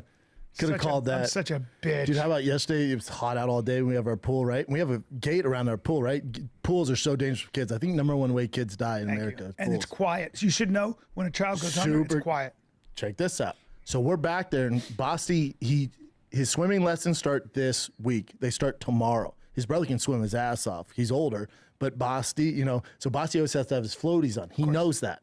We have 2 sets of floaties before he even gets there, so he has to put them on. He's never opened the gate. He hasn't done that. So me and Joe, she's like, we're both getting the pool. She's putting on like sunscreen, whatever. I'm putting sunscreen all over her body. I'm like, right? I'm doing my thing. And then my back's to the pool and she's facing me. And I get nervous right now. She takes off. And I was like, God damn, I'm in the pool that bad? It's not that hot out. And I can't see what's going on. Bossy's under the water, but he's kicking. He's going like this. Yeah. Hold on. Let me pay attention closely here. This doesn't sound like what a TikTok dad would do. This doesn't sound like a beast of a dad. This doesn't sound like a Navy SEAL dad. This doesn't sound like the best dad in the world. This doesn't sound like a beast of a dad. Let's go back to the beginning of this conversation. His child nearly drowned and his wife had to save him while he was on the phone checking for addies and baddies. Is that what he's trying to say? What the fuck? Why are you proud about this? Shoulders Literally. get burned. Literally. Yeah.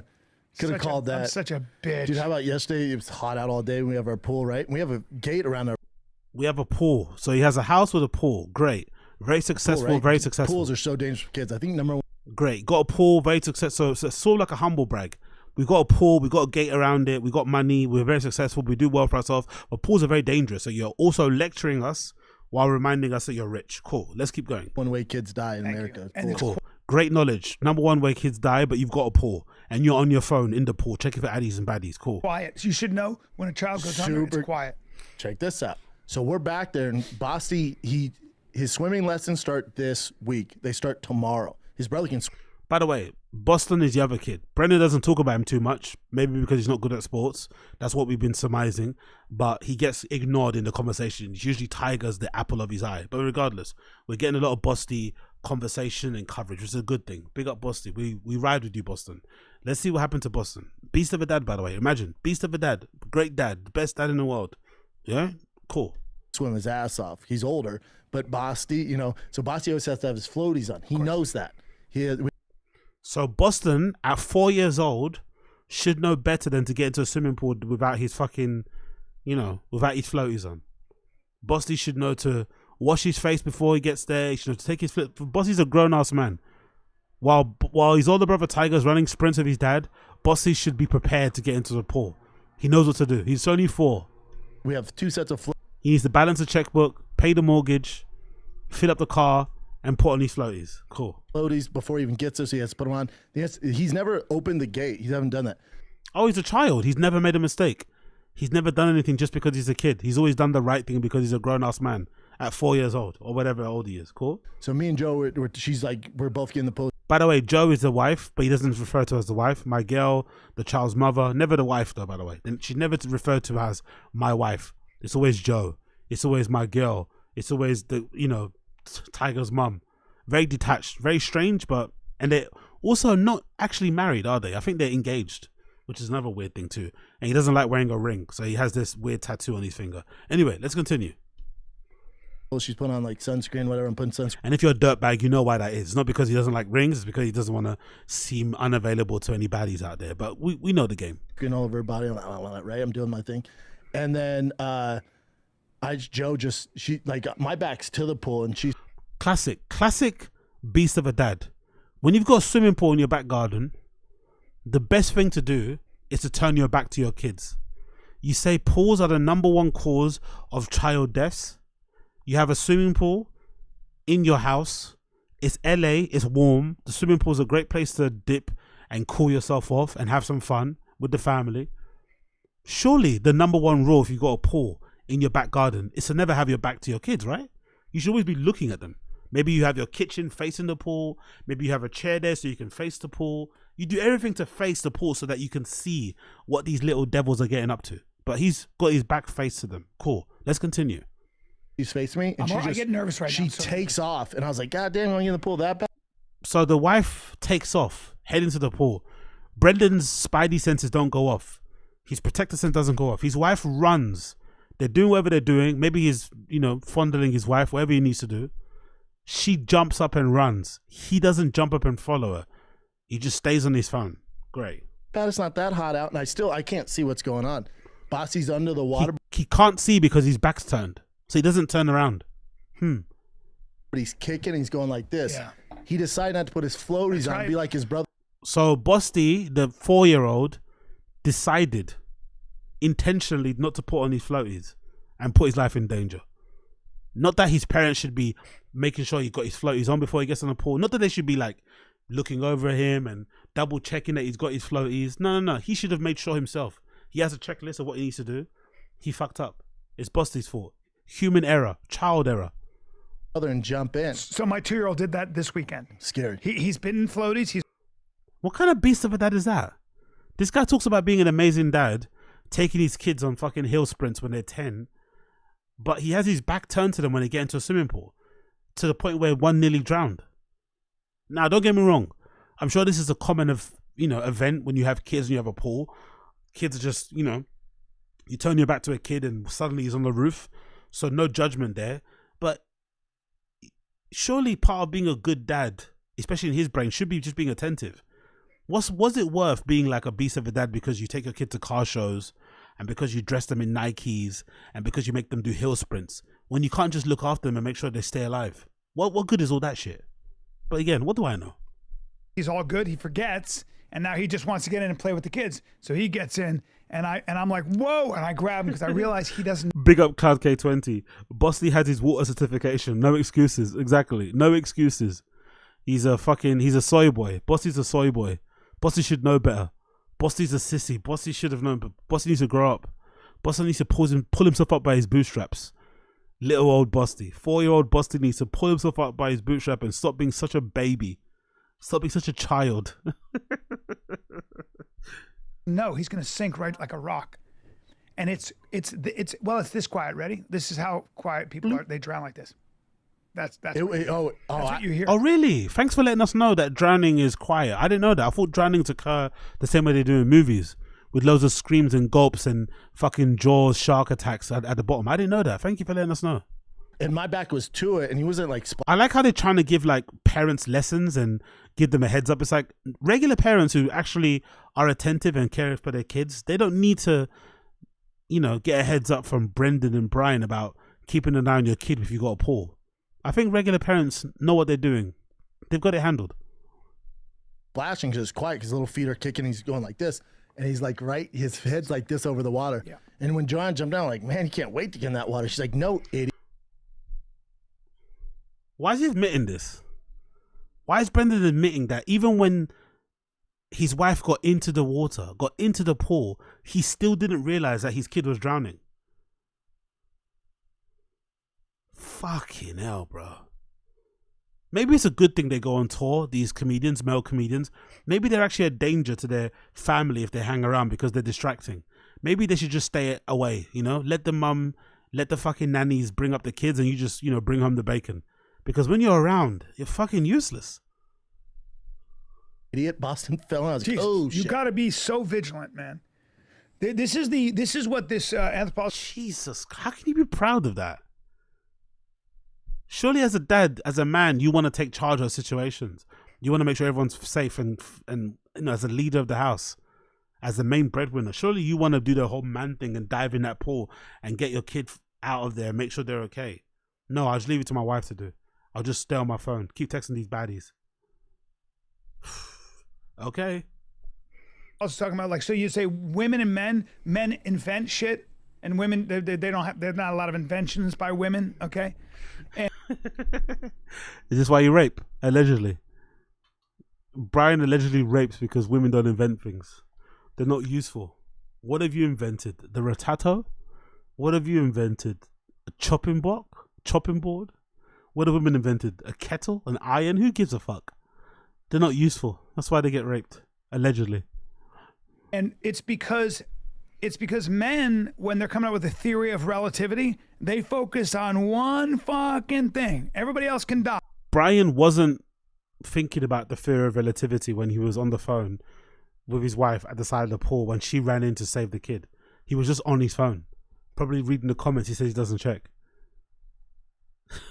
What is this example? I love how Brian steps in always to save Brendan and try and basically cape for him as well. White knight for Brendan. It's like he wasn't solving the complex mathematical equation. He wasn't. He was just on his phone, being oblivious, not being attentive, with his back turned to the pool.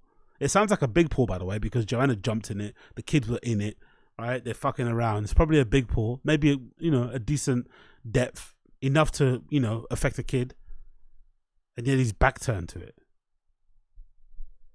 They'll spend 5 years literally thinking about one theorem zeroed in.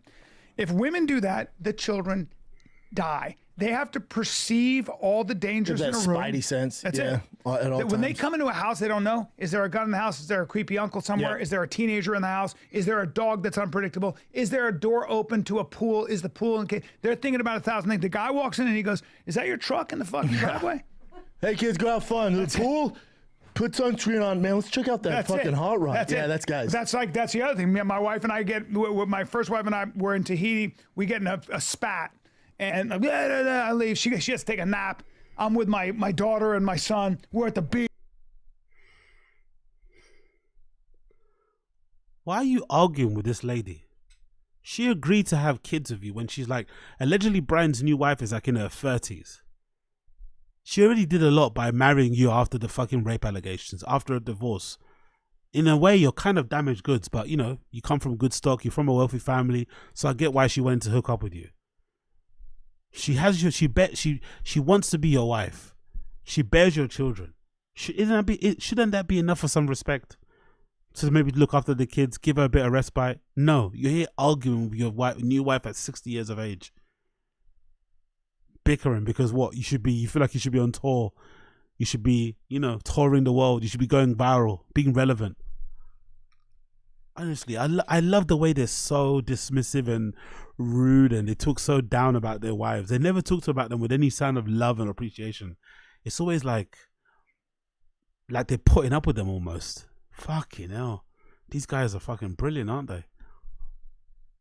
Beach, fucking Tahiti, fucking what's her name? Who's the redhead? Lindsay Lohan. Lindsay Lohan's talking to me. I'm like, see, like blah blah blah. You're so funny, whatever. I'm like, oh, thank you. This, that, and the other thing. It's all good. And fucking I don't know. 2 hours later, my wife comes down. She goes, "What's going on?" I go, "Not much." She goes, "Can I ask you a question?" I go, "What?" She goes, "Is she wearing sunblock?" Oops. And my kids don't have any Mexican or any. My kids are white. They're pink. Yeah. It was a bad situation because old dad forgot about little details like that. Brendan's a bit pissed off that his kids have Mexican men. He's like, fuck, man, I wanted white. Yeah, Bossy's a savage because when we were in Mexico, Tiger made friends with another family's kids, and they had another girl Bossy's age who I think he had a crush on. Oh. And so we come the next day, and again, Tiger jumps in. He's like, "What's up, Mary?" Whatever, jumps in, and Bossy's like, "Denise, what's up?" He doesn't have floaties, and this has happened before. This has happened before in Mexico. God Almighty. He jumps in, and we're like, "What the fuck?" We get him out. We're like, "The fuck you doing?" But he knew the girl was there, and we lift him out of the water. He's all, he's just smiling. He's all embarrassed. I'm like, "Dude, you know you gotta have your floaties on." He goes, "Dad, I don't need my floaties today." I'm like, "Bud, I know there's a girl over there that you like. You gotta have floaties." You're on. dense. That- You're very. dude, You're made of all muscle and bone. You're gonna sing like a you rock. need floaties, pal. I know it's not very cool or attractive. You need floaties. If you're gonna be in the pool, you need floaties. That gets in the way of your game. Oh, dude. Hey, what's up? You look like an asshole. Sorry, I'm wearing this. It's You know this. what? I was like, I get it, bud. I get it. And if you want to like hang out and get your tan on so she doesn't see your floaties, I'm down for that. But if you're gonna be in the pool, you need those stupid. I remember floaties. wearing water wings. I yeah. We didn't have the chest. We didn't have the chest. No, I just had the orange ones, and they had white. Yep. Yeah, I remember those. Man, when I was a little kid, I remember being in the back seat of the car, and I would sit in the front of the car talking to my parents. So I was standing up while we're driving. I would have gone right through the windshield. That's how we grew up. So old, isn't it? He's so old. God Almighty. Just hang it up, mate. Hang it up. Go hang out with your family, bro. You've done well. You had a good run. Made a bunch of money. Just go chill with the fam. Look after the kids. Have a good time. You have a second home in Florida. Have other kids on the West Coast. Like, just be a family man. Jump on pods from time to time, but hang it up, bro. Like, God damn it. Grew up in the 70s. Oh, I was yeah. like, Or you'd sit, or you just sit in the middle. Like I remember my grandpa had an old F100. I'd sit in the middle with no seatbelt. Nobody had seatbelts on. well, you remember, people didn't have peanut allergies or anything back then. Zynga Nation Ford Lightning Fund. Big up, what is that? MC Roast or MC Roast, however you say your fucking name. You know I don't like that Zinger Nation stuff, but I'll leave you anyway. You're fucking hilarious. Ford Lightning Fund is hilarious. Big up you. Appreciate it. Now they do, and they think it's because of other things. Do they? Well. Hey.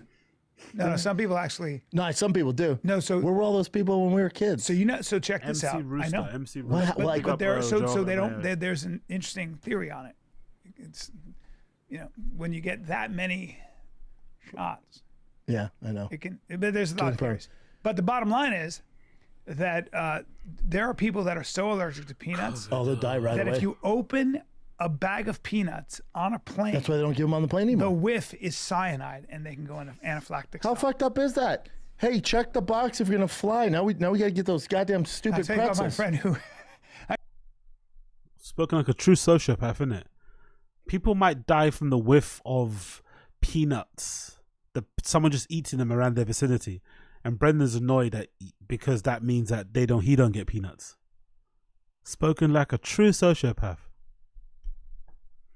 I tell you, I'm talking to him, and we're in Malibu. I'm talking to him, and his face starts changing in front of me. Like the movie Hitch, Will Smith. Bro, This didn't happen, by the way. His face starts. I'm like, I'm sorry, but why is your forehead growing? Like the Nutty and why am I Professor? not being able to see your fucking eyes? And he goes, yeah, I don't know. So I feel a little pressure. I go, you feel pressure? I go, you're swelling up right now. And he goes, I am. And he looks in the mirror and he goes, holy fuck. And then guacamole or something? 5 minutes later, he's literally like, he looks like, you remember Joanna Jędrzejczyk? Oh, yeah. So I'm like, bro, you look like a fucking alien. I go, what did you eat? He goes, nothing. I didn't eat anything. I go, think about what you ate. He goes, I got these Brazilian peanuts. They're not even peanuts. They're Brazilian nuts from the rainforest that somebody gave him.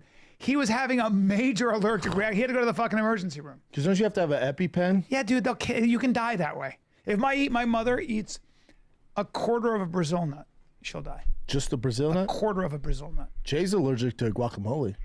You want that inheritance or not? Brian Callen, you want that inheritance or nah? You ready to off your mum for that inheritance or nah? Which is weird, right? Yeah, you can't have. It's I think it depends on something in the guacamole. Yeah, certain. I don't think it's avocados. Nightshades or some shit. Yeah, it's something in it. Yeah. What? He's allergic to guacamole. You don't think it's avocados, which is a major part of guacamole? He's allergic to guacamole, which can't be avocado. Whatever. Really fucks him up. He gets all red and shit. It's weird. Take a break. I want to talk to you about it. Anyway, good place to end it there. Because I have to kip. So we're gonna stop it there. We're gonna continue on tomorrow. So I'll see you guys tomorrow. We'll continue on with the second half of this watch along and some other bits and bobs we need to fucking talk about. And maybe actually 1,000 also might happen too. And I've got some chin clips as well we're going to watch tomorrow. So I'm going to pause it for now.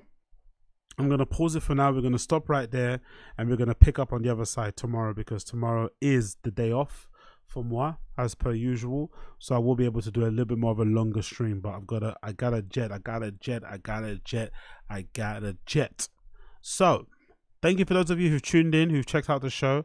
I appreciate each and every one of you. Thank you for hanging out with me. It's been a pleasure. Never, ever, ever, ever, ever a chore. If it's your first time checking out this show, please make sure you leave me a comment down below. Don't be fucking tight. Leave me a fucking comment. Leave me a like. Do something. Engage with the fucking stream, you motherfuckers. That'll be greatly appreciated. If you don't want to do it, I understand. Just come back next time.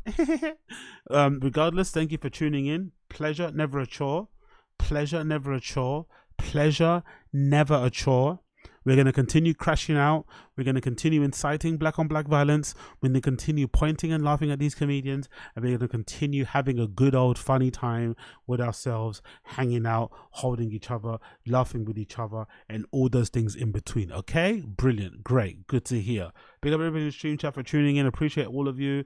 I see you, Xavier. I see you, Austin Casey, Wagwan, Don Dota, what's good, Space Guy, everybody, Joe from MIA. Big up, Teju, Super Jello, MC Roast, MC Rooster, Brian Gallagher, what's good?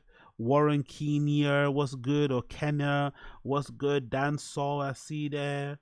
Who else I see here? Loads of you. King Bayo, Wagwan, King Bayo, hope you're good, my guy. Tetris Effect, I see you. What's good? Thank you for chilling. Ruben Rivera, thank you for hanging out. Appreciate you so much. Eli Windsor, what's good, Mikey? What's good? Super Big Exotic 420, yes. West, yes. Family Tree, hope you're fine.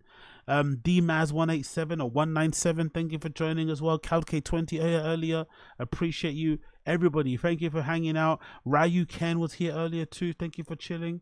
Make sure you smash the like button for me, all right? Cool. Appreciate you all. Andre, I see you too. Dark Web J, I see you. Thank you for chilling. Thank you for hanging out. And I'll see all of you guys again tomorrow, okay? Cool. Blessings and light. Take care, my friends. Thank you for hanging out. I'll see you all again very, very soon. Peace out.